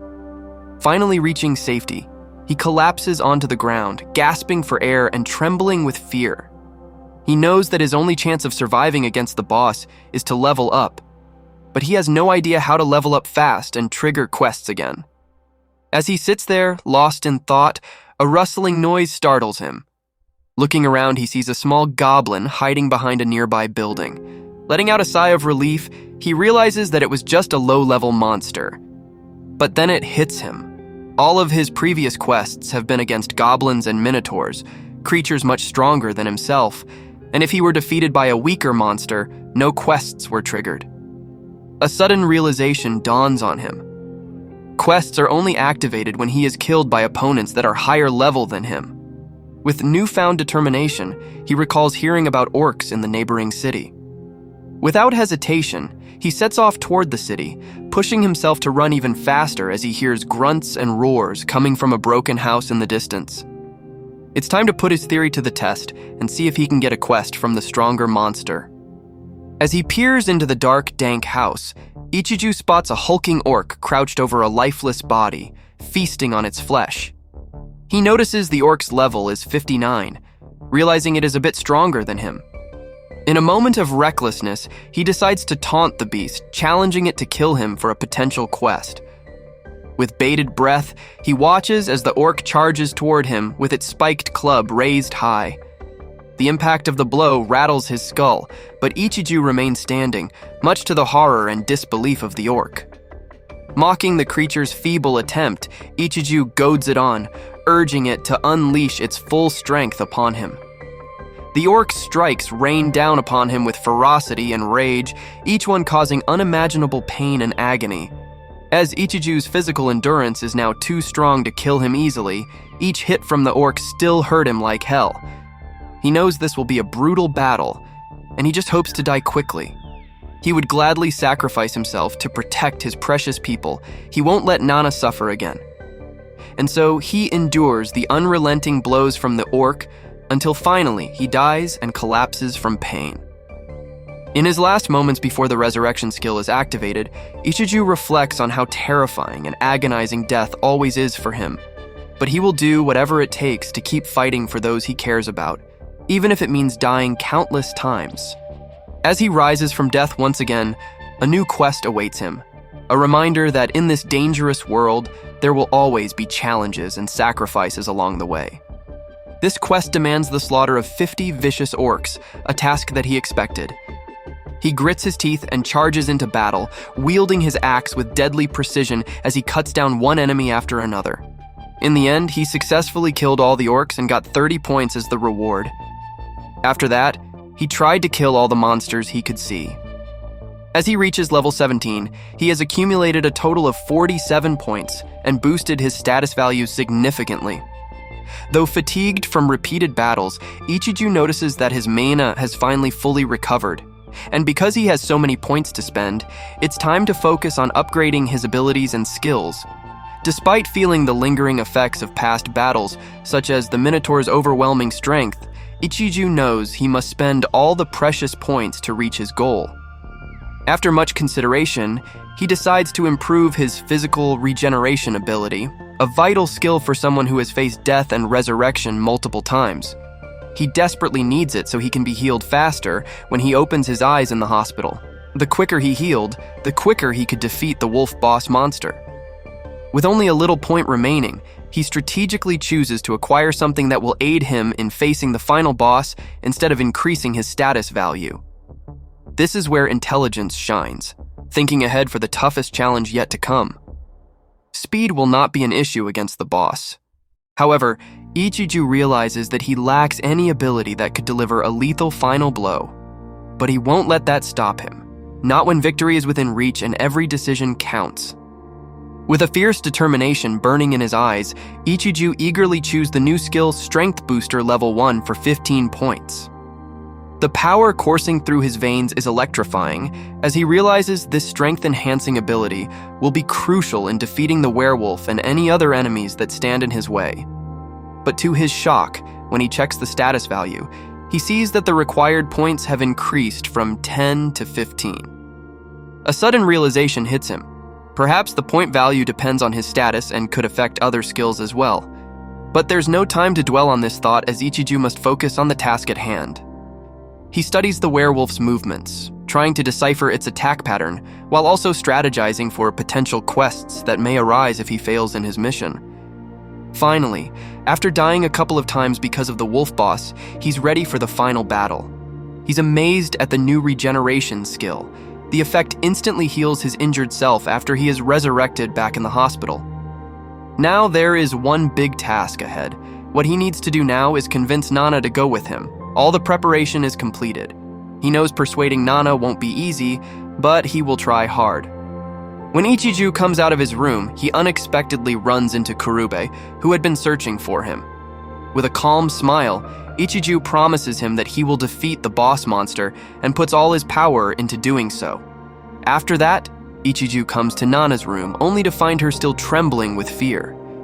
When he asks her to come and kill the boss monster together to end their quest, she questions her own abilities and fears facing the monsters ahead. But Ichiju reassures her that she doesn't have to fight, just support him during the first encounter with the werewolf boss, and then hide. He will take care of the boss monster alone after that. In the end, Nana agreed that this was the only thing she could do at this time. As they make their way toward the monster's lair, despite Ichiju's reassurances, the path they take is fraught with danger as they encounter terrifying monsters along the way. But Ichiju could easily kill them, yet Nana kept trembling behind him. He tried to calm Nana and asked her to continue walking. After Nana calmed down a bit, they walked again, hoping this hellish night would end soon. But Nana's reality is so cruel. A giant eyeball spider appears, causing Nana to freeze up in terror. She can't even cry out for help. Her voice disappears as the monster's terrifying aura makes her whole body numb. When she thinks she will die again and closes her eyes, our man comes and slices off the spiders. He smiles at Nana and says, "Nana-san, everything is all right. I will always protect you." Ichiju then grabs Nana's hand. He will always be there to keep her safe, so they need to continue this journey. Nana looked into Ichiju's eyes, and what she could see was honesty and sincerity. Yeah, she still had Ichiju. There was no need to keep terrified. She declared to him that she believed him and that she would try to fight alongside him. Ichiju can only smile. But deep down, he knows that this time may be different. If they fail against the boss monster, it could mean their ultimate defeat. Nana won't have the courage to come here again if they fail today. This is their last chance. But he pushes those thoughts aside, determined to protect Nana and emerge victorious. And with a smile and hope, they press on through the dark and blood-stained train station. As they approach the final battle, Ichiju takes a moment to steel his nerves and remind himself of his experience fighting werewolves. He knows that staying calm is key to their success. And with one last push of determination, they step forward into the unknown, ready for whatever challenges lie ahead. The stakes are high, but their resolve is unbreakable as they venture towards their destiny together. According to him, all she has to do is attack the monster once. That way, when he finishes it off, it would also be counted as her mission. Nana nods her head with determination, tightening her grip on her gun as she prepares for the impending battle. Despite her fear, she stands bravely by Ichiju's side, ready to face whatever comes their way. The boss wolf will attack any minute now, and they must complete their mission quickly. Suddenly, the system notifies him that they have finally found the monster that defeated them before. A powerful werewolf emerges from the darkness and is ready to kill them. While Ichiju remains confident and focused, Nana is trembling with terror at the mere thought of facing such a formidable opponent. With its massive size, glowing eyes, and sharp claws glistening in the moonlight, the werewolf strikes fear into Nana's heart. She reverts back to her timid self from before, questioning whether they are truly capable of defeating this monstrous creature. But before they can even begin to strategize, the werewolf launches itself at them with a deafening roar, leaving Nana frozen. It takes all of Ichiju's skill and strength to block the attack with his Minotaur axe and protect Nana from harm. Paralyzed with fear, Nana stands frozen in the face of the immense beast before her. But Ichiju refuses to back down, steeling his nerves and preparing for a battle that will match the werewolf's incredible speed. With a burst of energy, he activates his sprint skill and charges at the monster with his Minotaur axe. The clash begins, each strike sending sparks flying as claw and metal collide in a brutal dance of death. The werewolf proves to be a formidable opponent, but Ichiju holds his ground and lands several powerful blows. As he draws the monster's attention towards himself, he calls out to Nana, urging her to attack while she has the chance. But as she took aim with her weapon, the werewolf locked eyes with her and an icy fear gripped her heart. Her hands tremble uncontrollably and she drops her weapon in terror, unable to even pick it up again.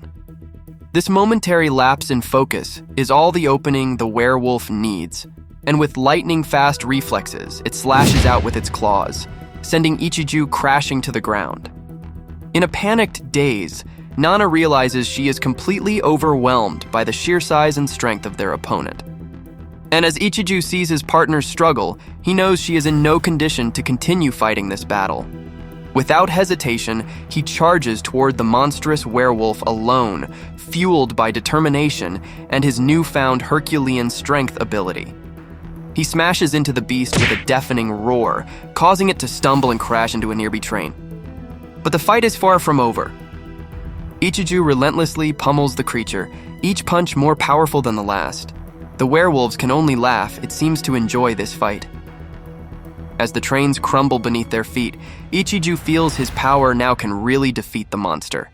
Victory is within reach until the werewolf reveals its hidden trump card: increase of agility. Shocked and confused, he watches as the monster's movements become even faster and more fluid. It dodges his attacks effortlessly, retaliating with razor-sharp claws that send him flying across the train station.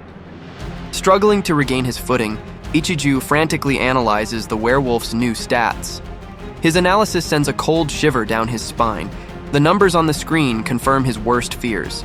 The boss's speed stat has skyrocketed, far surpassing his own speed. It's a feat he's never encountered in all his battles with this boss a couple of times before. And when he remembers the werewolf casually mentioning its skill earlier, it becomes clear that these beasts are not to be underestimated. Like Ichiju, they have mastered the use of skills and will stop at nothing to defeat their opponents. Does this boss monster have their own consciousness? But there's no time to waste as the savage beast once again lunges towards him. With lightning-fast speed and deadly precision, it tears through Ichiju's defenses, leaving him battered and bruised on the ground. Defeat looming over him, he realizes that this fight will be his toughest yet, but he refuses to give up. He stands tall, ready to face whatever challenges come his way in this intense battle against a formidable opponent. He notices that the werewolf is still too far away to attack. A glance reveals that the monster has changed direction, now heading towards someone else. In a split second, he realizes the creature's plan. It intends to eliminate Nana first before coming after him. He can't let that happen. No matter how many mistakes he's made in the past, he will not allow this monster to harm the woman who means everything to him. Without hesitation, he calls out to the werewolf and taunts it, luring it towards him and diverting its attention away from Nana. The beast seems more bloodthirsty than ever today, as it accepts challenges without backing down. With lightning-fast reflexes, it charges at Ichiju with full force, using its head as a battering ram in an attempt to knock him off balance. But Ichiju is prepared.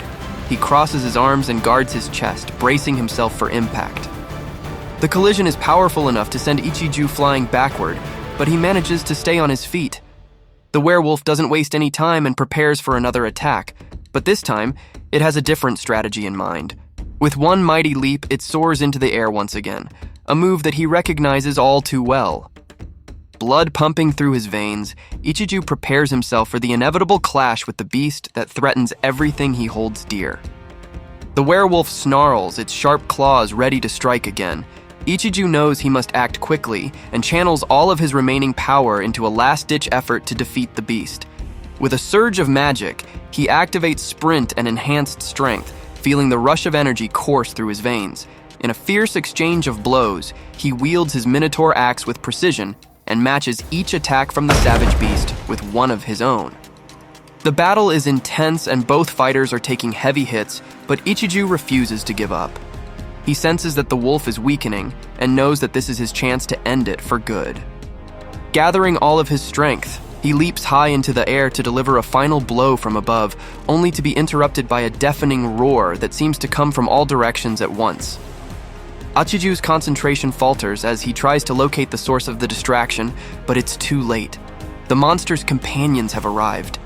A sense of dread fills him as he thinks about Nana left behind in the chaos. He knows he must focus on the present danger, and as more creatures surround him, he braces himself for what could be his final stand. Meanwhile, further down the tunnel, Nana wonders why she can no longer hear Ichiju's voice amidst the chaos. As she turns to investigate, she comes face to face with a monstrous three-headed wolf, its jaws dripping with hunger. The situation becomes clear. She is really gonna die again today. Ichiju stares down a monstrous werewolf, flanked by a pack of snarling wolves. His heart races with fear and regret as he remembers Nana must be attacked by the monster now. He never wanted her to die, but now it seems like the only possible outcome. With steely determination, Ichiju makes the decision to fight his way back to her, no matter the cost. Without hesitation, he turns and retreats from the battle in front of him, narrowly escaping the jaws of the prowling wolves hot on his trail. But his mind is solely focused on saving Nana, leaps over obstacles in his path. Meanwhile, Nana is facing her own nightmare as she stands frozen in front of a towering three-headed wolf, its ravenous jaws opening wide for its next meal. She can't move past her mental state and can only sob helplessly as she begs for mercy from the relentless monster. But just as all hope seems lost, she suddenly feels a rush of air and hears a loud thud behind her. Opening her tear-filled eyes, she sees Ichiju standing in front of her, shielding her from harm. Blood drips from his wounded body as he bravely fights off the beast, single-handedly for her sake. Nana's heart fills with gratitude and admiration for her selfless partner as she calls out to him, pointing out his injuries. With a grim smile on his face, Ichiju brushes it off and reassures her that he will always protect her from any danger. His final words before charging back into the monster echo in her mind, urging her to hide and save herself while he takes care of everything. Nana watches in awe as Ichiju, beaten and battered, refuses to give up or lose his smile. She wonders what drives him to keep fighting, to protect her, and never back down in the face of danger. Memories flood back of their school days, when Ichiju would always come to her rescue whenever she was bullied by the boys. Even when he was outnumbered and thrown to the ground, he would still stand tall with a grin on his bloodied face, declaring that he was happy as long as she was safe. As she sees him now, bruised and broken, she can't help but feel helpless. Guilt washes over her for not being able to do anything to help her brave defender. But in that moment, something inside Nana shifts. She realizes that she can no longer be a weak crybaby who relies on Ichiju to save her every time. She makes a vow to stand by his side and fight alongside him, becoming his strength and support in these brutal battles. She knows she has a choice. Continue being a burden or rise up and face whatever horrors this world throws at them together with Ichiju. And from that moment on, Nana becomes an unbreakable force, ready to take on any challenge that comes their way. Tears streaming down her face, Nana furiously wipes them away with a trembling hand. She grabs her weapons with a determined grip and rushes to Ichiju's side as he struggles against the massive monster that has him cornered. Without hesitation, she unleashes a fierce shock arrow from her gun that crackles through the air and strikes the boss monster, causing it to recoil in pain. Ichiju stares at Nana in shock and awe, finally seeing her for the fearless warrior she truly is. With newfound confidence, Nana urges him to focus on the battle ahead, promising that together they will emerge victorious. It's a welcome change from their usual dynamic of Ichiju that is always worrying about Nana's well-being. But there's no time to dwell on it as more wolves close in on them from all directions.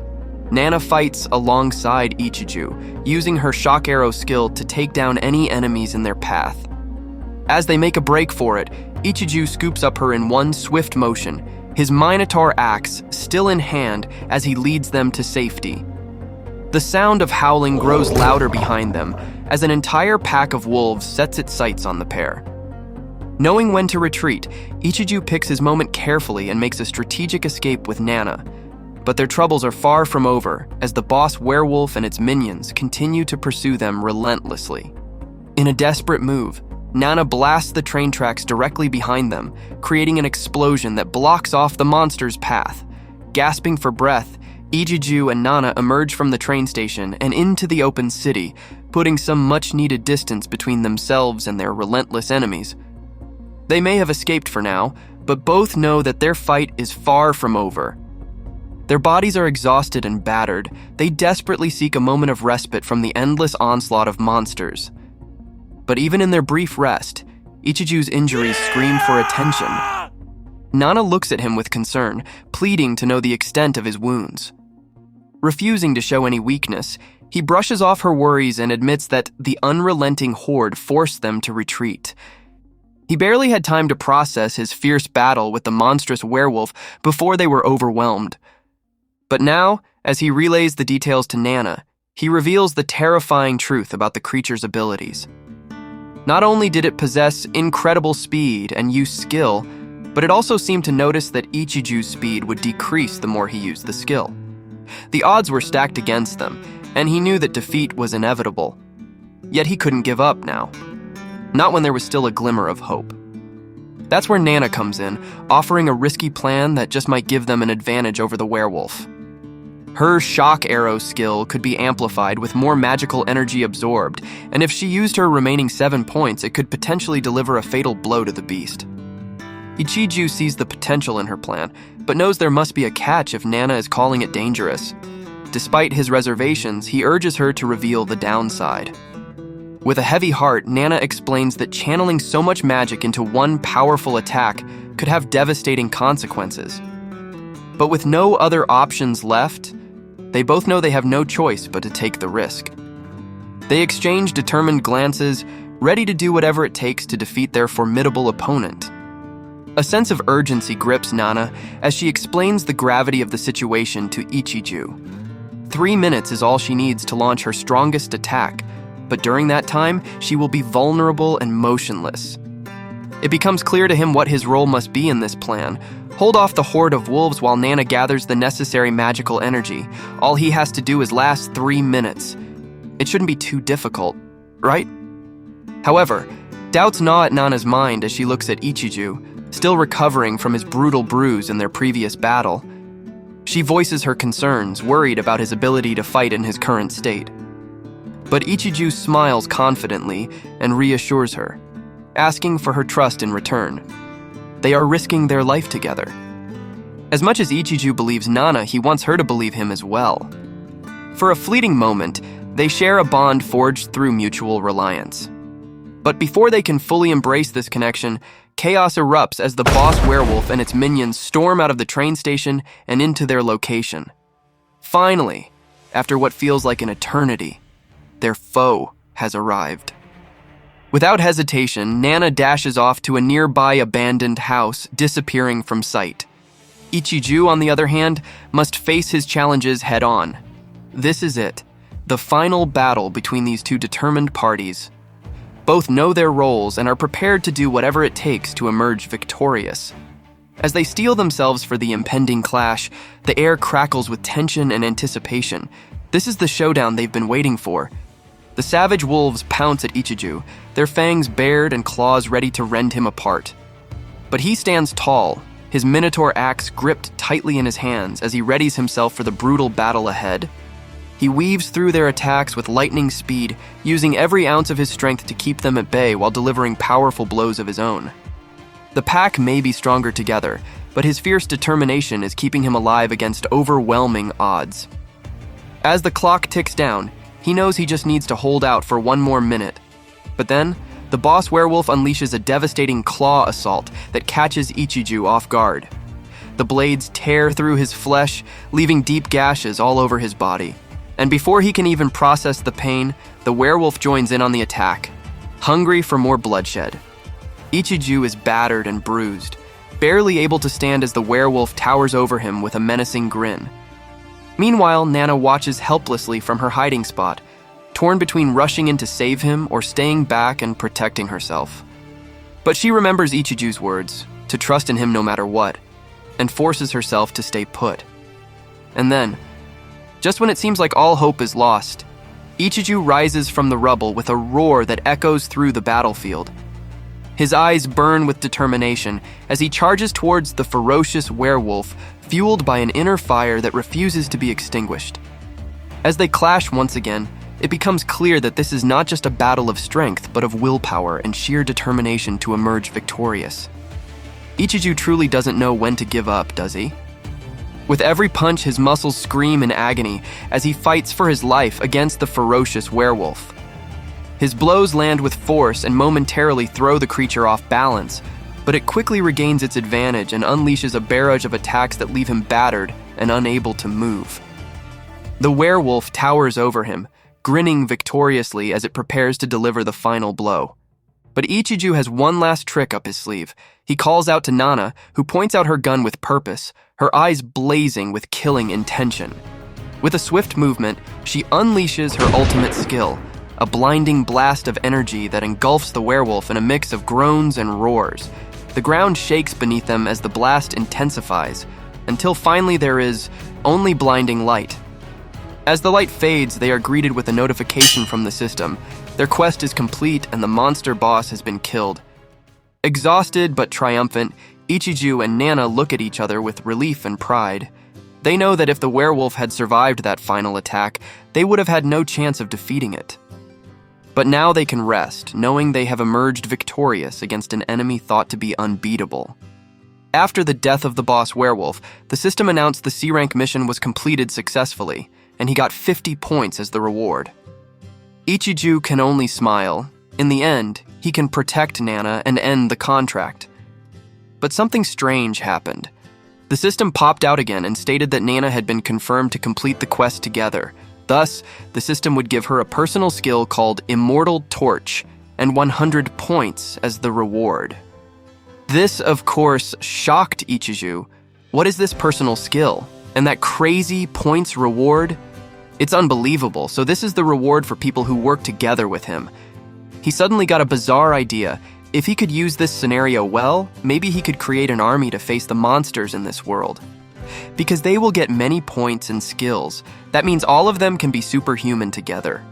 With strong allies, maybe he can save the world from the impending doom. All of his thoughts stopped when Nana ran and came to him. She yelled his name and seemed so worried. Ichiju looks at her, happily saying that Nana was incredible back then. He didn't expect that much power attack unleashed from Nana. It was far stronger than he could imagine. But she declined all of that. She said, "It's all thanks to him." Truthfully, she always feels like a burden, but Ichiju is the one who keeps pushing her to the limit. Without him, she will only be the coward Nana. Looking at Ichiju's terrible condition, she urges him to take a break first. Yet Ichiju calms her. Even though his right arm is broken, he has self-regeneration skills, so everything will be all right in a few hours. For now, he suggests moving before the other monster arrives. Ichiju suddenly raises his hand, wanting to thank Nana for all their hard work and cooperation. But when their hands almost clapped together, he stumbled and fell to Nana's chest, grabbing it like a slime. Dude, how lucky he is.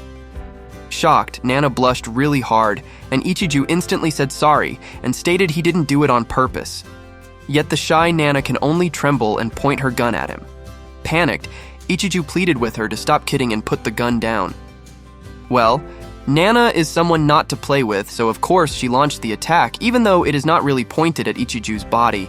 That attack somehow attracts a man in the suit from far away.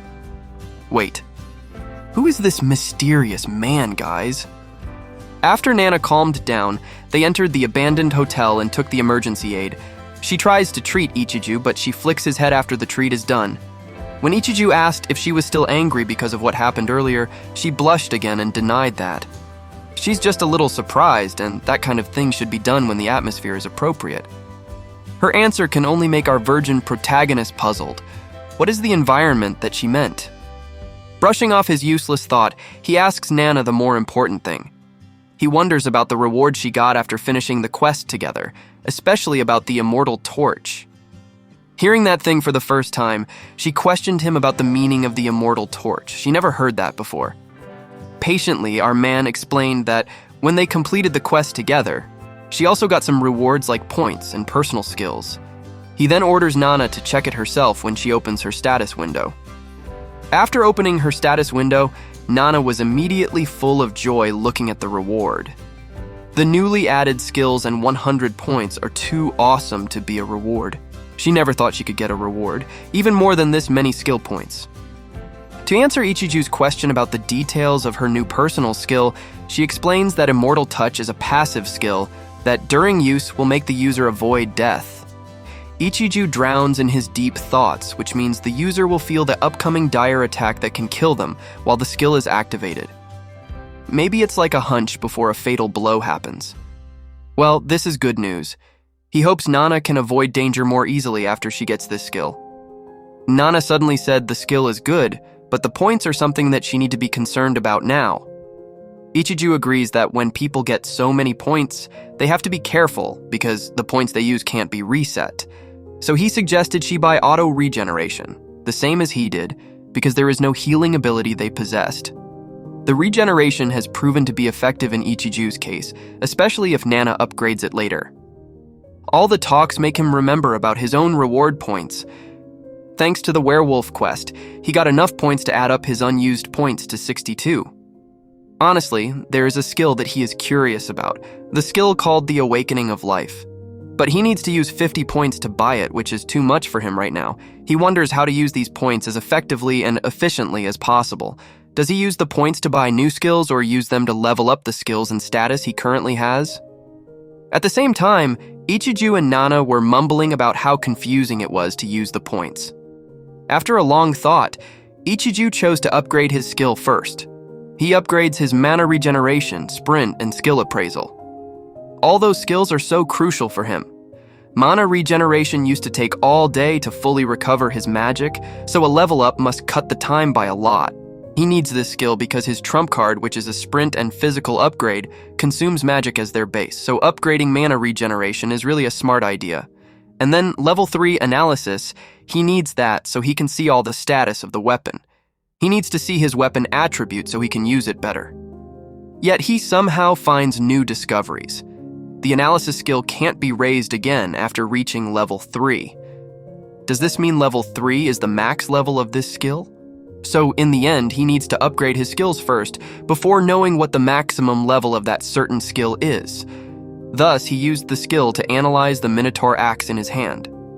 To his surprise, the attribute of his axe is an imperfect magical essence, which is only at 3%. Magical essence. This is the first time he has read that sentence. Well, he can guess it because the axe is kind of broken from his fighting before, but it turns out this weapon is not in perfect condition. At least it is still quite useful with his current condition. Lastly, the level 3 analysis skill is also very important, especially because it will let him know when and at what time the boss monster will use its abilities. If he can see the skill and the time limit his enemy has, it can be a huge advantage for him. He even got a sub-skill, the anti-analysis skill, that made him invincible when others tried to analyze his skill. Basically, it's a cheat skill. Now Ichiju's attention is drawn to Nana. He looks at her and tries to analyze her while saying sorry because he will break his promise never to peek at Nana's status again. He activated his skill and was shocked to see Nana was now level 40. Damn, her magic is over 100 points. The attack power is also that big though. Is it possible that Nana has become stronger than him? Her growth in level and power is beyond imaginable. Ichiju thinks he needs to work much harder in the future. When Nana realized Ichiju had used his analysis skills against her again, she became angry because thinking he would see her measurements again, and she tried to hit him to stop. Yet our poor man can only convince her that he just sees her status when they are fighting. Some old man says this is a good show to see a couple fighting and asks if Nana and Ichiju will kiss by now. What the hell? Aware that some stranger is now talking to them, they switch their attention to the old man and look at him with surprised faces. Feeling he was kinda surprising the couple with his present, he calmly said sorry and claimed he was just so confused about how to greet them, so he just talked nonsense as a result. He introduces himself as Alan, and he is not a suspicious person. He just wants to meet them and make a suggestion. He boldly asks them to be his companion. With that, the story ends. What do you think, guys? Will you guys want another update on this series? Please let me know in the comment below.